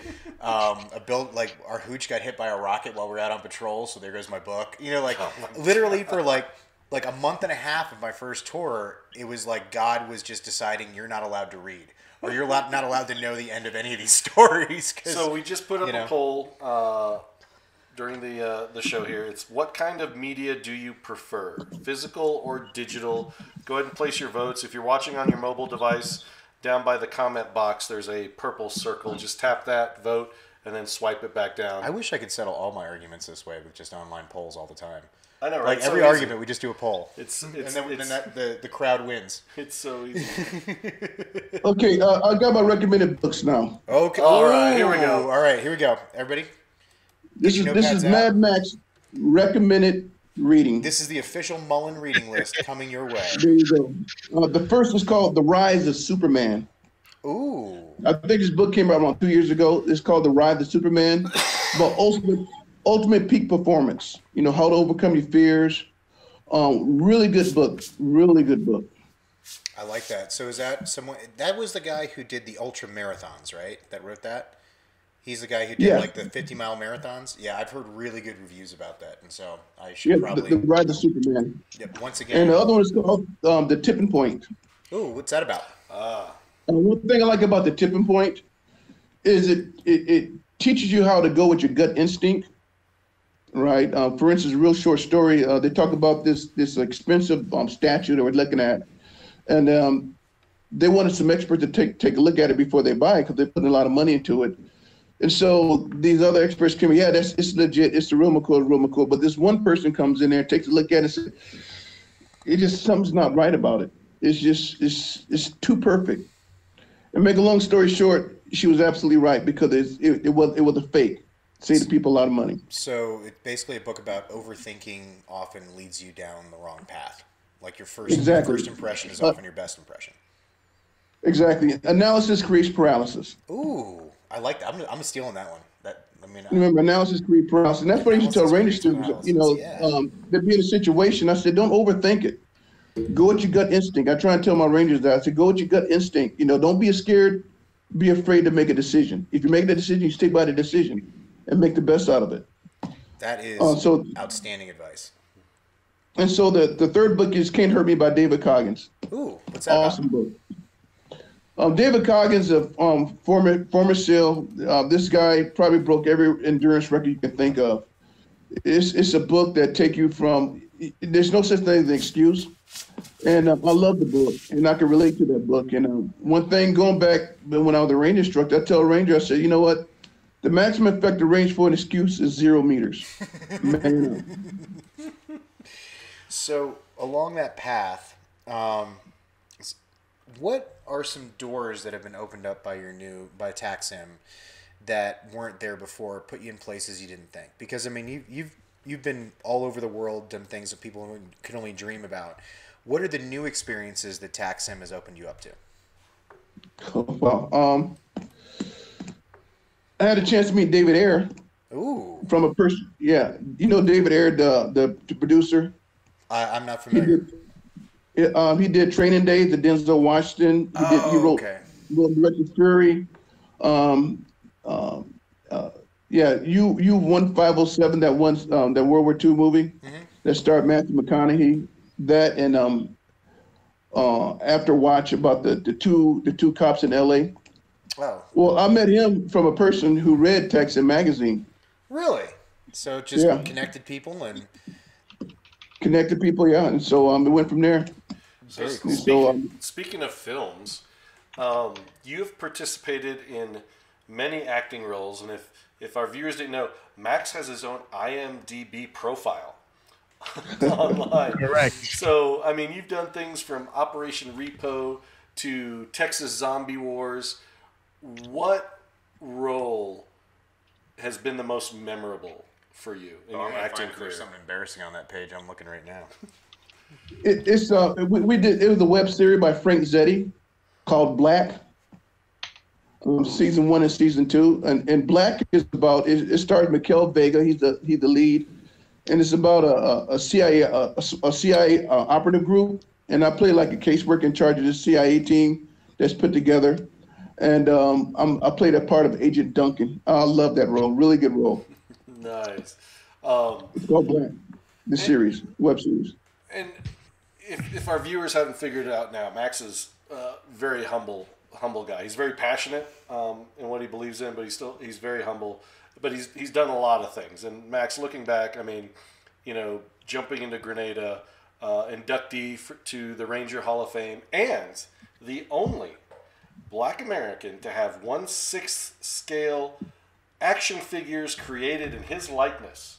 I forgot about that. So 3 only. So Max is officially a G.I. Joe. Pretty much. Yeah. The real G.I. Joe. Ooh. That's crazy. Three action figures. Been in comic books. The Texas Zombie War been in comic books. Ooh, been action figures. I mean, it's crazy. It's crazy. You can't make this stuff up. I was inducted into the Martial Arts Hall of Fame last year. Really? And yeah. So actually, I want to talk about that a little bit. Hold on. Okay. Hold on. So he's done a lot. My question is, what life goal or accomplishment do you probably look back and hold the most precious, the most dear? Ooh, mic drop on that one. The induction to the Ranger Hall of Fame. That's pretty cool. How was that? Is that like a big dinner ceremony thing, or is it just kind of get a letter in the mail? How does that work? Well, you have to be nominated, and it's a very strenuous board, the nomination board. You have the different organizations, and the organization present a packet, and they go through it line by line and scrutinize it real hard. Oh, really? So it's kind of like doing Audie Murphy or something like that, but extreme version, right? Yeah, it's Audie Murphy on steroids. Okay, I get you now. I would assume somebody else nominated you. Is that how it works? Yeah, somebody nominated me, and it went across the board, and it was like, everyone voted thumbs up. And 2013 was a special year because I was inducted into the distinguished member of the Ranger Training Brigade, which is like a Hall of Fame for Ranger instructors. Very cool. And also, a month later, I was inducted to the Ranger Hall of Fame. Very, very humbling. And you go to the Ranger Hall of Fame, look at the inductees, the Civil War, the Medal of Honor recipients, some of the greatest special operations operators that this nation has ever seen. and to be counted amongst that lot, it means a lot to me. And then they have the Ranger Memorial, and all the Ranger Hall of Fame inductees, their names are etched in stone. By the year group, they're inducted. Oh, wow. Very cool. So, speaking about, looking back and remembrance and stuff, you actually have something you want to share with our viewers about the Silent Warrior Foundation? Yes. I'm a board member of the Silent Warriors Foundation. And the way this came about, the Silent Warrior Foundation is the foundation that helped veterans, help soldiers, prior special operations soldiers, whether it be Navy SEAL, Rangers, and so forth, who are having a hard time. And we also give scholarship funds, so we raise money to help give dogs give dogs to those that need them. And they have what they call whiskeys and war stories. And so myself, they did a whiskeys and war story on a Grenada. And so myself, Jose Gordon, and Duke Durden, they represented the first Ranger Battalion. I represented 2nd Ranger Battalion. And we talked about our experiences in Grenada when we jumped in. And so they were so impressed with that, they asked, would we like to be board members? I said, yeah, I would love to. And so what we're doing this year in April, we're doing the Sante Raiders. And if you don't know who the Sante Raiders are, it's the 5th annual Whiskeys and War Stories. It's going to be April 24th this year. The Sante Raiders, back in 1970 or 71, I believe it was, they went to North Vietnam to the Sante Citadel to rescue American POWs. One of the most successful raids this country ever did, but the POWs were moved around a week or two before the raid happened. No, they didn't lose no special forces soldiers. Killed something like 200 Chinese. Nice. On that objective. Not nice that people got smoked, but and it's always good that it's the wrong guy. Yeah, it's always good that when it's the guy on the other team. And the viewers can actually see a slide on all the information for the 5th annual Whiskey and War Stories on April 24th. And I'm just going to drop a link here in the chat. While he's doing that, I just want to say, dude, that is awesome that you guys, I mean, I know for me personally, it's hard for me to talk about certain aspects of my service, and the fact that you guys can share that and raise awareness for, hurting warriors out there and give back and raise some money. Yeah. It's amazing that you're willing to do that, man.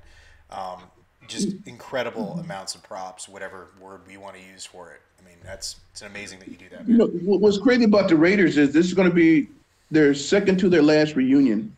Oh, wow. Their last reunion is going to be later this year, I believe in June and July at Hobart Field. That's where they planned the mission. Mm-hmm. They launched from Herbert. They went to Thailand. From Thailand, they went to conducted a raid. And they're going to disband the organization because a lot of them are dying off. Yeah. Agent Orange. And so they're going to disband the organization. So this is your last opportunity to see history. Some legendary figures in one place. Oh, yeah. I think we're going to have around 6 or 7 Raiders. Oh, wow. And there's going to be a surprise guest. There's going to be a pilot who was moved a week before. This is going to be his opportunity to say thank you for the Raiders making an attempt. Oh, that's what made this so close to me was that when I graduated Ranger School back in 1979, Colonel Elliot P. Sidnor pinned my Ranger tab on. He was the deputy commander on the raid. Oof, that's neat, to say the least. So here, talk about. I gotta go grab something. Talk about that poll real quick. Look at the poll results. Ooh, wow. So the poll's so before we go to our last question here, poll is actually really tight. It's like a 47-53 thing, guys. So, I mean, we're leaning towards physical actually is the winner, which is kind of shocking considering we're on an internet show. Mad Max approved, baby. Mad Max approved. We're on an internet show, and you guys don't like the internet. I don't know what's wrong with all of you. Hey, EPM hits, everything goes dead. You can't read it on your tablet. Excellent. You got to have that paper, baby. You got to have that paper. I'll tell you what my actual mouse pad still is a copy, like an old copy of the Army Infantry Armored Fighting Team manual. I forgot what the nomenclature on it is, but that's actually my mouse pad at home. So, yeah, I'll talk shit about it, guys, but I still like the old manuals. I still got a 7-8 that I hold cherished to my heart that sits on the shelf and will never be opened because that is sacred knowledge that should be preserved forever. Anyway, so Max, and then we'll go with you first, then we'll go to Felix. Where are you going to be in 10 years, man? What's the future looking like? Future looking like, oh wow. Wow. Still doing what I'm doing now. making things happen. I mean, I'm serious. Is there a place you'd like the magazine to be? Like, would you guys like to have graduated to be a training organization? Would you like to be advising people, or just a bigger footprint than you have now? I would say a combination of them all. We just want to see this magazine grow and just take it as far as we can take it. We're just going to take it as far as we can, whether it's training, whatever. Again, we're going to stay true to our roots. We want to be a really good quality publication. Give people a lot of good knowledge, a lot of good information. One-stop source. Well, I have to say, you've actually converted me as a reader, because I picked up your last issue. And I have to say, what caught me the most was I'm also a full-size Jeep guy. I saw your Cherokee build in there when you were talking about the taco build and the original pictures. And one of the first cars my wife and I built as a couple was her 1980 Cherokee Chief, the two-door version of that, sitting on 35. So you had a piece of my heart with that article.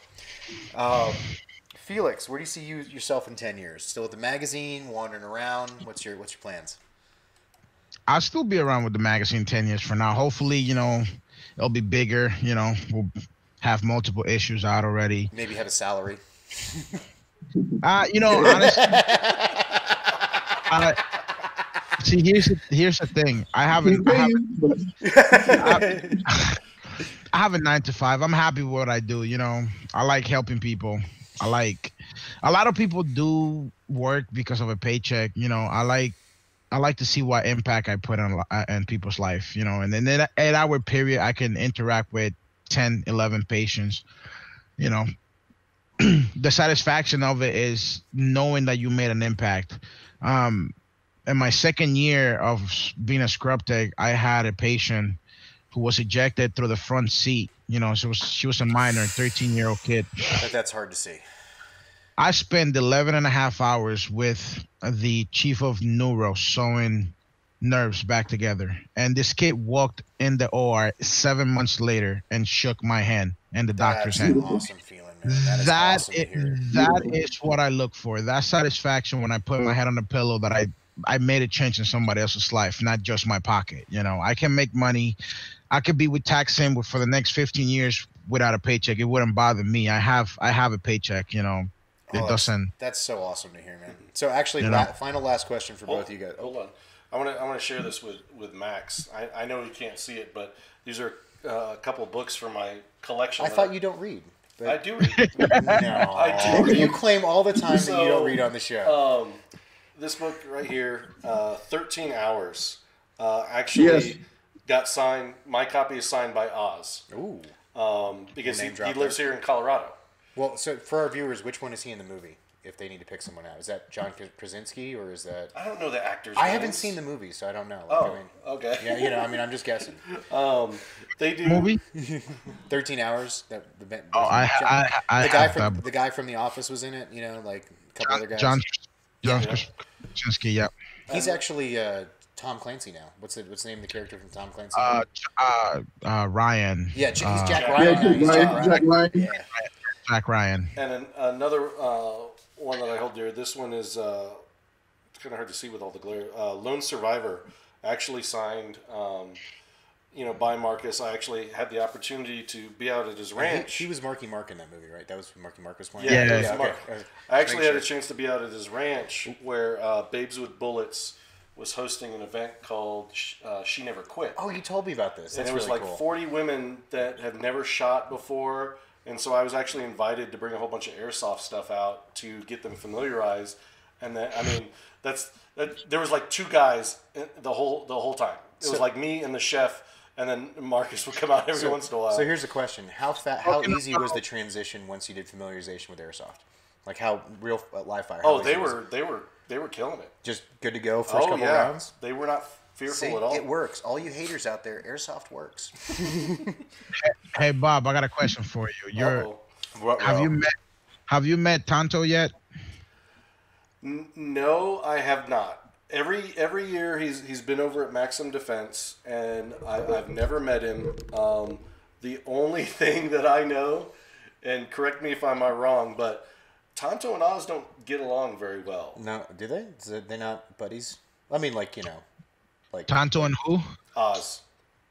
I'll let Tonto. Okay.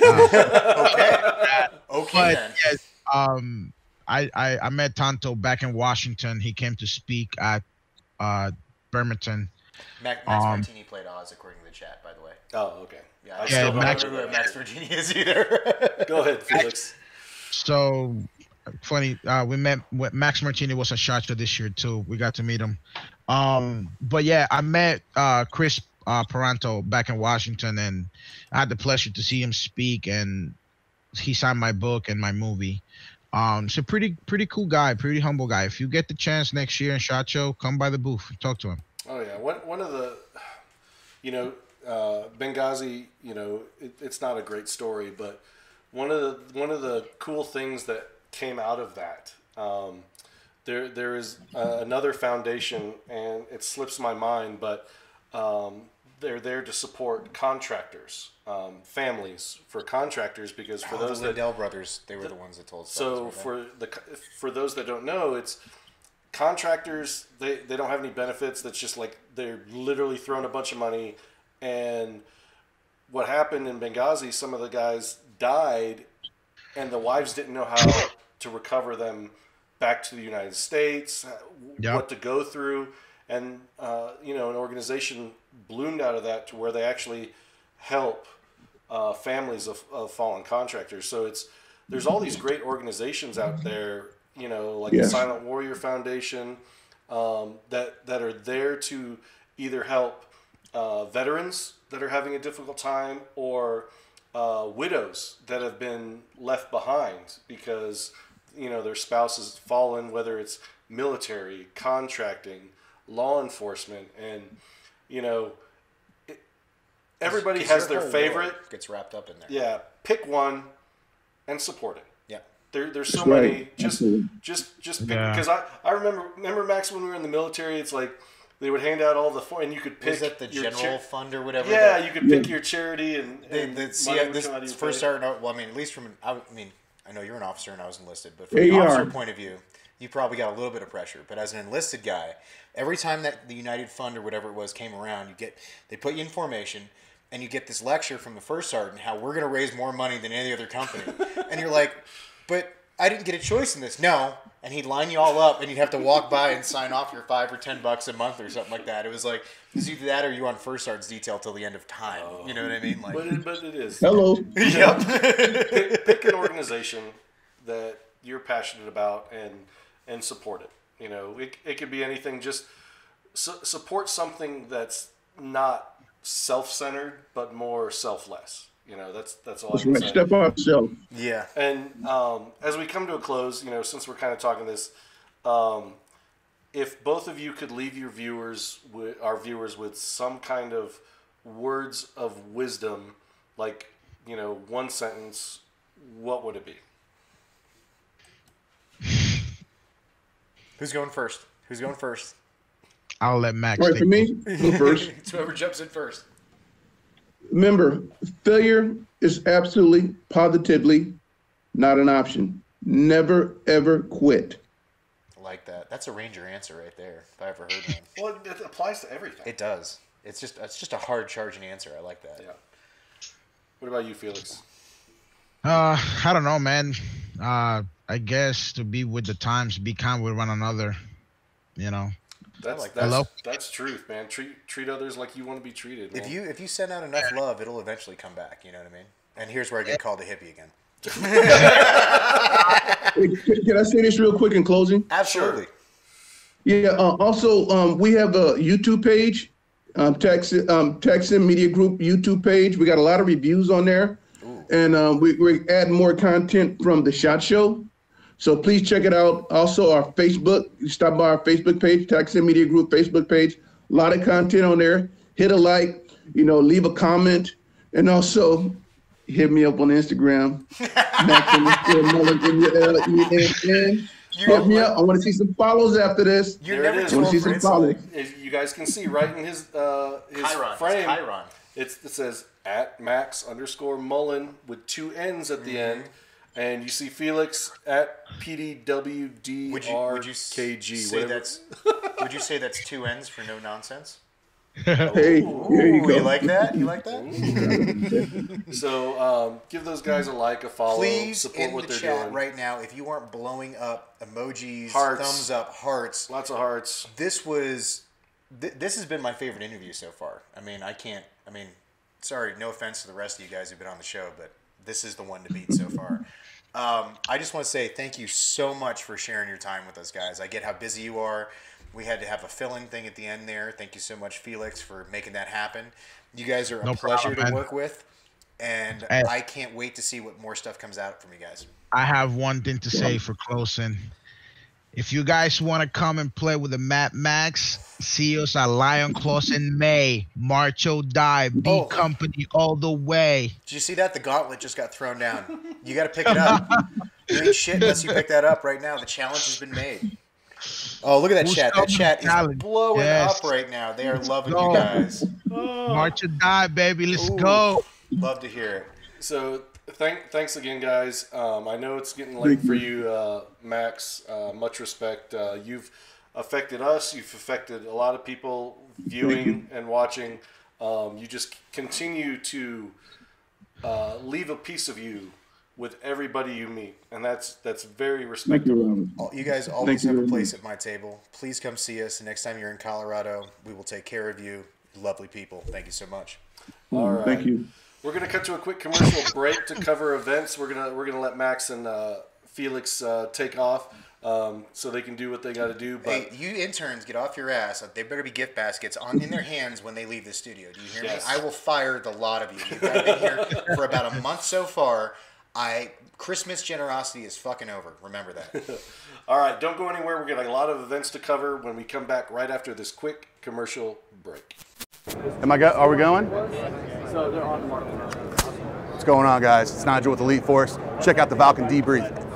Debrief? Try one more time. Check out my briefs. Hey, I like my briefs. Check out the briefs. What's going on, guys? Nigel with Elite Force. Check out the Valken Debrief every Thursday at 8 p.m. These are the Valken Zulu regular fit goggles. These Zulu goggles have dual pane thermal lenses to reduce fogging that meets ANSI Z87 standards. They come with a quick release interchangeable temples and elastic strap, and are available in separate lens options of either clear or yellow or gray lenses. Thank you for watching, and please leave a review to tell us what you think. Hey everybody, welcome back to the Valken Debrief Airsoft live show. How about that model? Man. How about that model in the commercial? I mean, I know. He was kind of handsome. And here's the question I have to ask. Does Valken have anybody else that work for them? Because I just see the same guy every single time, everything. Is it a one-man show? I wear a lot of hats. I'm just asking. I do a lot of things around here. So that was a great interview with Max and Felix from Tacsim Media. I'm a little moist under the armpits after that. That was tough. That was the toughest one I've done so far. I don't want to embarrass you guys. So we want to get to our event segment. Do I get to talk about our sexy sponsor for the events? You do. Ooh, our event sponsor is... Is that beautiful gun up there already? Elite Force. Elite Force. Oh, look at that. That is the brand new 416 A5 AEG. It's going to be coming 370 to 390 FPS out of the box and is fully licensed with H&K trademarks. I like it. Gotta love it. I like it. I like it a lot. Hit those thumbs if you run an H&K. Yep. And the 416 has kind of been... The 416 Saber has kind of been the darling for the last couple of years. Like everybody's doing builds on them. It's the start of the Tumbler build. That's a cool gun. I'm jealous. I would like one. All right, let's kick off our events. We got a few of them. We have a huge amount. All right, so coming in the chute hot, we got Battle for Los Angeles 2020. It's going to be the 31st of January to February 2nd. It's going to be a Desert Fox Airsoft event in Victorville, California. At the George Air Force Base. If you guys don't know, that's the kind of family housing area that gets used for lots of events in California. Think Copperhead with more rebar sticking out of the walls is the best way to describe it. If you guys are going, make sure you guys are armored up a little bit because there's kinds of fiddly bits. lots of angles to shoot from. And remember, download that app so you can know what's going on while you're playing. Coming up after that, we got New Dawn 3, Academia Redux. This is on the 22nd of February in the Midwest region. Mere Tactical is going to be hosting this at the Apollo High School in Burlington, Iowa. You know who's a big fan of this event? Who? Hawk. Dalton. Oh, Dalton. Dalton. You know, actually, Dalton Dalton, and correct me if I'm wrong, Dalton, if you're hearing this later, and the story he told me was that he proposed to his wife at this event. Yes. 2 years ago. Yeah. No, wait. Was it 2 years ago or last year? Was it at this event? Yeah, it should be. He said it was a high school, and around this time of year, it was snowy. They went up on the roof, and he proposed, I think. That's true. And if I'm getting the story wrong, please yell at me, Hawk, and tell me I'm a dumbass. But I love it. Because I know it was at an airsoft event. I was just thinking D-Day. No. It was at. He showed me pictures. It was at a high school. Gotcha. And I'm feeling this is right. So if I'm wrong, I will take whatever beating you give me, Hawk. Sorry, chat interrupted me a little bit. Yes, they are. I think they're working on some desert stuff. Don't worry, Sean. But more is coming. Operation Bone Strike 4 coming up after that. This is the February 21st to the 23rd. Third Coast is hosting this in Vicksburg, Mississippi at the hospital. We're going to be there. You'll see some faces here. We're going to be there. And it's actually cool because we're going to be setting up the Valken compound. The palace. I'm calling it a palace. A palace? Because we have Valken, Elite Force, and Enola Gay all in one location. So it's like a UN of booths. You know what I mean? There's going to be music. There's going to be chairs to hang out. We've got a movie screen and a video projector. We're going to be playing movies Friday nights. We can't name them because we don't want to get sued, but there will be well-known action movies played. Lots of every bang Friday. 'em up, shoot 'em up, old action hero movies, new action hero movies. You know what I'm feeling? We need. Sal's watching. Oh, you know what? It's long enough. I can say I'm bringing the Magnificent Seven to an event. We're going to watch the original Magnificent Seven with Telly Savalas and you know what I'm saying? With the big speaker, and then maybe go back to back with the new Antoine Fuqua one. I think that would be that'd be a movie marathon right there. Nice. So let us know. Where are we at? Bone Strike 4. Yeah, we'll be there. If you're don't have tickets yet, you suck. Same thing I always say. Coming up after that, we got Road to Kharkiv. This is also the same weekend, 21st to 23rd. Milsim West is hosting this at 559 in Clovis, California. Big rolling hills. You've seen videos from there. This is a huge AO. So if you got your long range guns, bring it with you. Also remember, head to toe authentic if you're playing Milsim West. So if your kit isn't correct, you're not playing. So make sure you get that shit done. Red Dawn 10's coming up after that, or did I get ahead of the graphics? Nope, you're Red good. Dawn? Okay. March 15th in the Midwest region, Mere Tactical's holding this joint at Badlands, remember with a Z, Badlands, Paintball Field in Crete, Illinois. I've never been there. Have you ever been to Badlands? I have not. But, so, whoever's going, let us know, send us a report, and let us know what it's like so we can recommend. Or not recommend. I assume we can recommend. After that, we got Stonebreaker 2020, March 20th to the 22nd. Third Coast is hosting this joint at GTI in Barnwell, South Carolina. I can't wait to go back to GTI. This is my first GTI experience, and if you think you're keeping me off the field for this one, you are dumb. No, I'm going to be out there the whole weekend. Yes, you're going to be out there the whole weekend. Yeah, I actually have to bring lights for my camera rig. Because it's so dark? It gets dark inside in some places. Oh, you're just making me more excited. I just want to go into hibernation until this event. I'm not excited. What I love about GTI is that it's not asymmetrical or symmetrical. It's not symmetrical. It's an asymmetrical place to fight. Was that what you were trying to say? Yeah, there you go. Because, stairwells don't meet up on the same floor. It's not square. It's like... I've heard of people getting lost in that big building for like 2 hours because it's like you have to go up one stairway to get one floor up and then cross the building and then go up another one, but then you have to come down one and then cross that floor. That's a huge danger. It's good. Oh, I'm excited. Yes. I'm officially going to solve the GTI problem, and we're not going to get stuck there. My leadership will take us through, even though no one's following me. You know what? I should be I'm going to be a combat correspondent. You just hang out at that over. I'm gonna follow and stalk Steve Tom from Dark Horse 6. Well, you're gonna. I'm just gonna be the annoying reporter. You're gonna have to follow him from down here. It's like when he's shooting up, I'll put that microphone in his face, like, Mr. Tom, can you tell me what's going on right now? And he'll be like, get out of my face. I'm down. I want to see him have a meltdown. I think a Steve Tom meltdown would be funny to say the least. Dr. Jones. By the way, Steve, if you don't greet me with the Dr. Jones line when I see you next, you're dead to me. Oh, Salvador's reminding us at Stonebreaker, Little Birds. Little birds, not me. I'm not getting it. Little Birds. I don't do helicopters anymore. I'm good. I'm good. Spent, 3 years in the only air assault division in the world, and that was enough helicopters for a lifetime. Where am I at? Saratov? Here we go. Yep. Saratov Insurgency coming up after that, March 20th to the 22nd, the Appalachian region. Milsim West event at Panthera.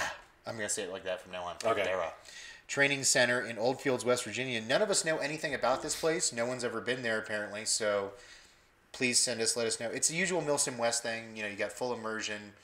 They're going to toss your bag in the middle of the night, all that fun stuff you guys like to do. Please let us know how that field is and that location, because we would like to know.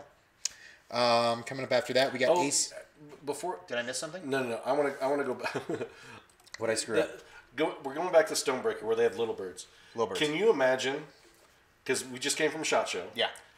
Getting that Mark 19, if you could actually outfit it to shoot tag-in rounds from a Mark 19 out of a Little Bird. I mean, I just feel sorry for the people on the ground. I think you're thinking too small.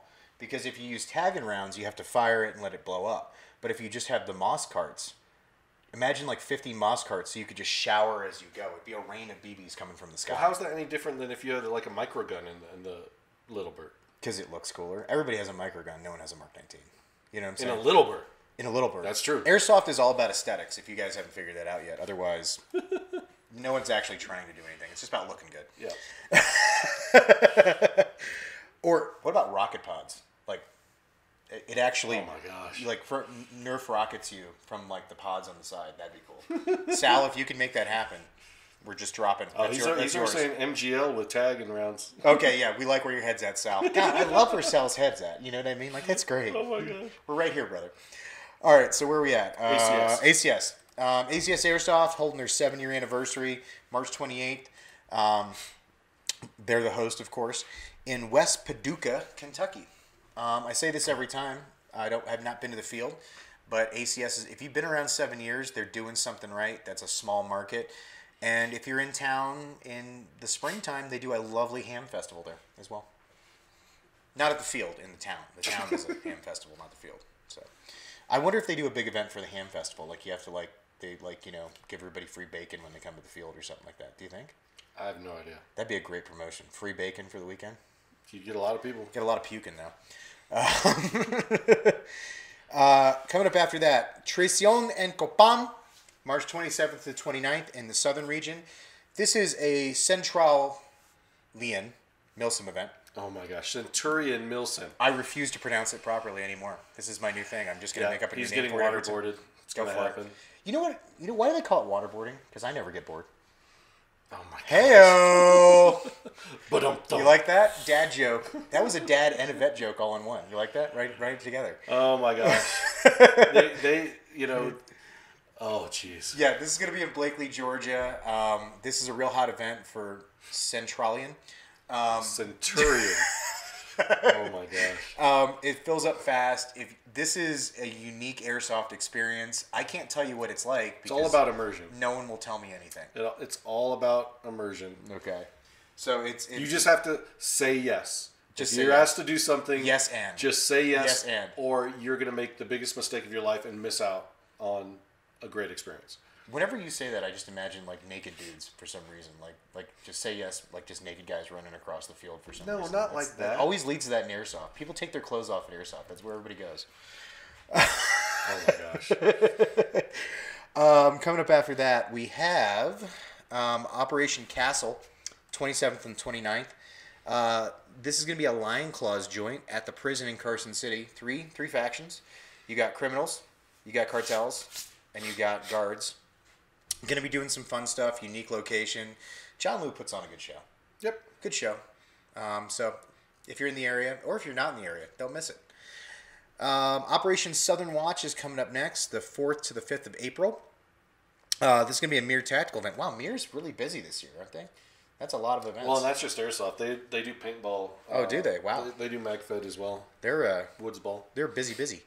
4th to the 5th. This is going to be Tactical at another prison game. Yep. Hendry Correctional Institute in Immokalee, Florida.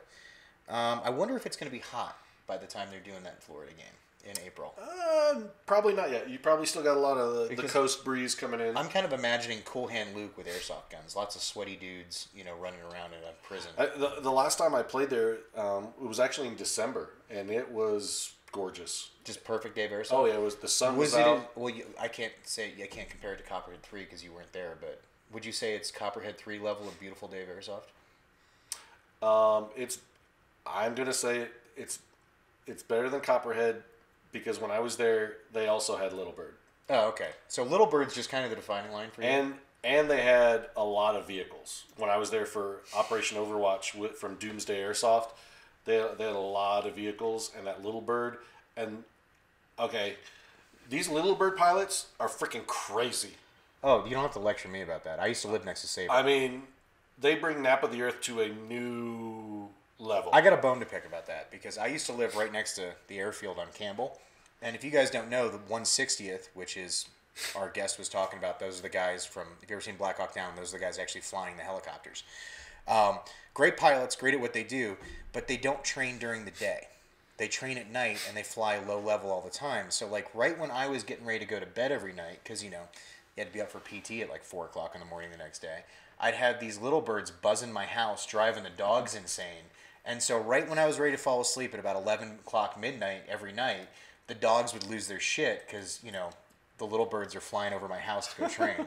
So, if you're 160th guy, I have a bone to pick with you about that. So really quick, Thomas Eddy says, it's not waterboarding, you fool. It's tactical baptism. Ooh, I like that. Lucky Branch says, Peltast, I can't wait till you go Ferris so you can say you have tried it and still can't talk about it. I am not going to go just Ferris. I'm going to go Feral if you guys invite me down there, just so you know.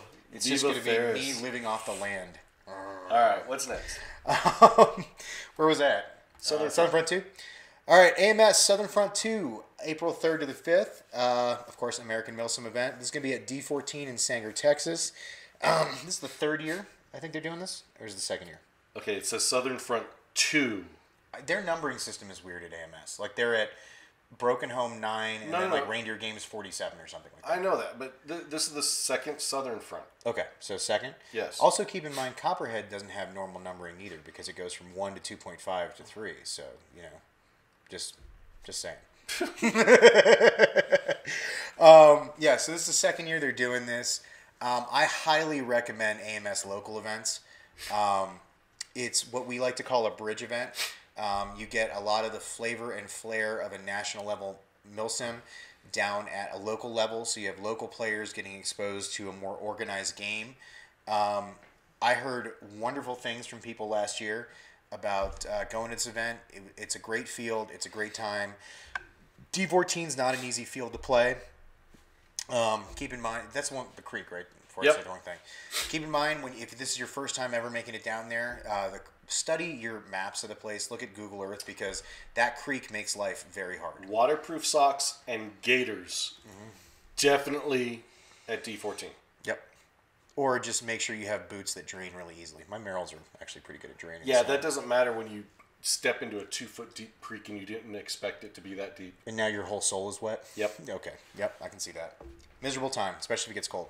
So also, extra socks. How many socks are enough to pack? All of them. 3 per day. All of them. All of your socks should go with you. What we got next? Fallen Kingdom. Operation Fallen Kingdom, April 3rd to the 5th. Lion Claws event at Fort Monmouth in Tinton Falls, New Jersey. This is the one near the chemical plant, right? And the mall in Jersey?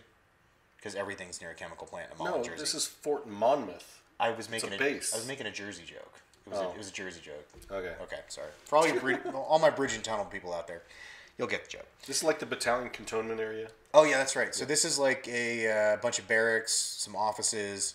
I know 3 stories. 3 stories. It sounds kind of boring, but if anybody's been on any major military base, they kind of have a standard design. You can see it's very dynamic once you get in there. And it sounds like a lot of fun.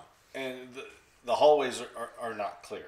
Like there's some hallways that there's like nothing, but literally all the cubicles, everything, the filing cabinets. The junk is still there? Oh, my favorite hallway was one of the main headquarters buildings. You have like Cat 6 cable hanging down. You have fixtures hanging. I mean, it's like it's hard to maneuver. My challenge is for anybody going to this event, I want to see a picture of your blanket fort. Because there is no reason that you can't build a blanket fort as an adult. And if you have cubicles and a whoopee, that could be your headquarters right in the middle there. I'm just saying, 1 million exposure bucks to whoever sends me the first blanket fort picture from that event. Yes, and you're exactly right, Steve Tom. It is all CQB, so make sure you cover that face up and be ready to have some BB zits, I guess we'd call them. Yep. Pop those sucker out. Battle of the Depot coming up next, April 24th to 26th. M. Sato is holding this at Seneca Army Depot in Seneca, New York. This is your old stomping grounds, right? Upstate New York? Yep. Yes, it is. You know anything about Seneca? Or Nope. Nope. So we got nothing. So we need a report. We need like a reporter that we can send out that like do live. Like you think Kind that's of in like the Matt budget? Campbell. Ooh. We should send the Amigos. Oh, that's a genius idea. We should send the Airsoft Amigos. We're just growing the debrief empire at this point. That's right. You know, and Max had a good point. Like, we're worried about budget stuff. We should just do what he does. You're working for us now, and then just dare them to say no. Yeah, that's you true. know, like that's not a bad technique. I would agree with that. I think he's built a whole magazine just by threatening people and making them work for him at this point. Except that the threat is implied. It's not an actual threat. He would never actually threaten anybody. Coming up finally, Operation Hornet's Nest, June 6th to the 7th. Missouri Airsoft and Simulation Site event at the old. This is who is hosting it. It is actually at the old airfield in Rantoul, Illinois. Did I pronounce that right? Yep. You think so? Guest last week is hosting, and we can officially say it. Big Boy Milsim, a new player on the promoter field. I like that because it's just different than everybody else. Everybody else has like the way you name it is like either American and an airsoft word, like a word for America and then an airsoft word. Oh yeah. Or like two random military words put together. And actually, if you missed the show last week when we were in SHOT Show, we had Matt Holler. That was fun. On the show, we opened the phone lines. We did it Johnny Carson style. Normally, when we have a video call with a guest, we can't open the phone lines because it's tying up the same net. But so we were able to open them, and you know I've been recovering from SHOT Show, so I have not posted last week's episode onto YouTube and SoundCloud.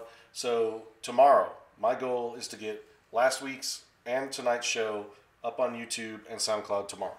And forgive him, guys, for not getting this done. If you guys don't know, what was the time that we left the hall finally on Friday night? So for those that you don't know, so the show closed at 4 on Friday. We buttoned it up. We had our luggage. We had to go check into another hotel by the airport. Had dinner. Took like about 2-hour nap. It was nice after having that gut bomb. And then we went back to the booth at 9 p.m. and went to start tearing down the booth. We worked till midnight, and then no, 11. No, 10 o'clock. Oh, they'd show up at 10? 10 o'clock. The two coolest dudes ever, Rich and his son Cameron, the Gullies, showed up to help us pack up.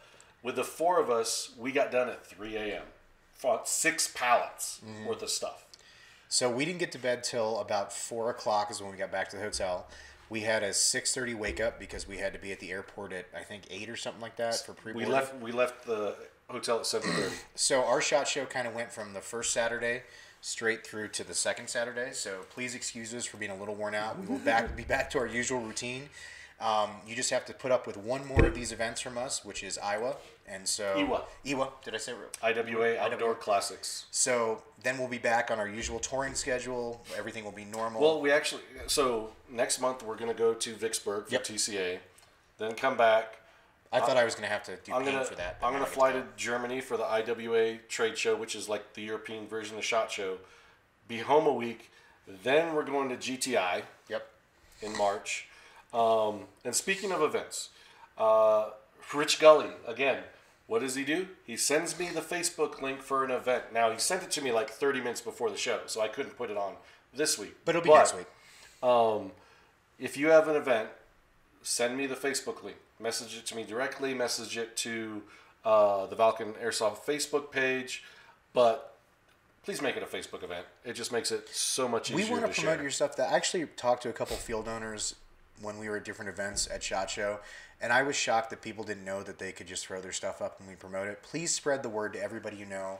anybody who's holding we'll promote a local scenario day. We don't care. I'm talking to you, Brandon Wilbanks, talking about Eastern Front, but, Rich already sent me that link like 30 minutes before the show. Or Lucky Branch, send me the link to the VFA second annual charity game. And so everyone knows, I try to go out about 4 months. Sometimes if there's a ton of events, I only go out 2 to 3 months. It just depends. Like right now, I'm about 4 months out. So that'll start compressing as the events start popping up. Well, as we get deep into the season, because there's a ton of events. So, but yeah, please send them. We're talking about 4 months out right now. So, and we'll get them into the rotation. Did we cover everything? Is that all the bumpers, all the We stuff? did. Oh, I forgot one thing. Yeah, I'm taking up their time right now. We are, sorry. But as soon as you're done with us, ASAP should be on right about now. Actually, they're on right now. Oh, they've been on for 12 minutes. Yeah, so go say hi to them. Tell them that you prefer the debrief. Actually, they're having the American Airsoft Awards, and they have a little category called Best Airsoft Podcast. Did we not get nominated? So y'all need to go in there and are we gonna nominate us, vote for us. Any category that you can think of that would apply to us, please just nominate us for that. I like influencer categories. Anything you can think of, I want you to nominate us for everything on their Airsoft Awards show, just so they have to say our name over and over again for random categories. Yeah. And then don't forget Guerrilla Airsoft podcast. Jerry, Joe, Ben. They're even better in person. Jesse. I didn't forget about you, Jesse. They were on Monday night. They were hilarious. They were talking about their SHOT Show experience. It was really, really I'm shocked great. They could actually talk about it, because most of the time when I met them, they were reasonably well lubricated for that weekend. Inebriated. No, Jesse. No, we'll see. When Jesse gets inebriated, he talks more. Yeah. And so does Joe. Oh, Joe. Oh, my God. Actually, what's funny is Joe actually didn't talk very much at SHOT Show. It was mostly Jesse. True. Sure. Oh, by the way, if you guys didn't know this, we're officially going to be a sponsor of the show next week, because I found out you can just send them a bottle of booze and you get to be the sponsor. Ooh, nice. So it's going to cost me $20 plus some shipping. I might get it delivered local. I don't know, but we're going to, since we can, I'm going to sponsor their show. Why not? And I want this as my graphics, guys, if you're watching. Look at this. See, Lucky Branch just sent me a Facebook message with the VFA second annual charity event. That's how you do it. Nice. Good job, Lucky. Follow the example. All right, are we going to let them go finally? Oh, yeah, we got to say thanks to our sponsors. Do they want to be known as our sponsors? That's a question. Like, the question is always like, yes, they're actually willing to be associated with us. Oh, yes. In public. Okay. Yep. So that would be Enola Gay. Yep. That would be Elite Force. That's right. And then finally, there's this group that people talk to each other. I can't remember the name of it. Multi-level marketing. Oh, that's right. The Valken Alliance. That's right. By the way, thank you so much for spreading the word about that, guys. The member requests have kind of been coming rather rapidly lately. So yes, they have. It's a great way to promote your local field, your local team. Just come join us. Heck yeah. So, don't forget, check out the Rewind on YouTube. Look up Valken Debrief on YouTube or SoundCloud. On SoundCloud. So again, if you have a suggestion for a guest or a topic, our goal this year in 2020 is we want to really promote local, and we're going to try to get as many local field and store owners on the show so you guys and gals know where you can go in your area. Wait. We're getting educational this year? I thought we were just going to be goofy. We're still goofy. Okay, cool. Just making sure I thought we were getting serious there for a second. But we always share information. Well, we slip it in between the jokes. They don't know they're getting it. We prime them and then just slip it in. All right, everybody. Catch us back next week, next Thursday, same time. Thank you so much. You guys rock. Can't wait to see you again. I'm wondering how... Oh, I was going to see how long you're going to keep waving. I'll keep waving. I'm watching out of the corner of my eye. Have a good night, everybody. See you guys.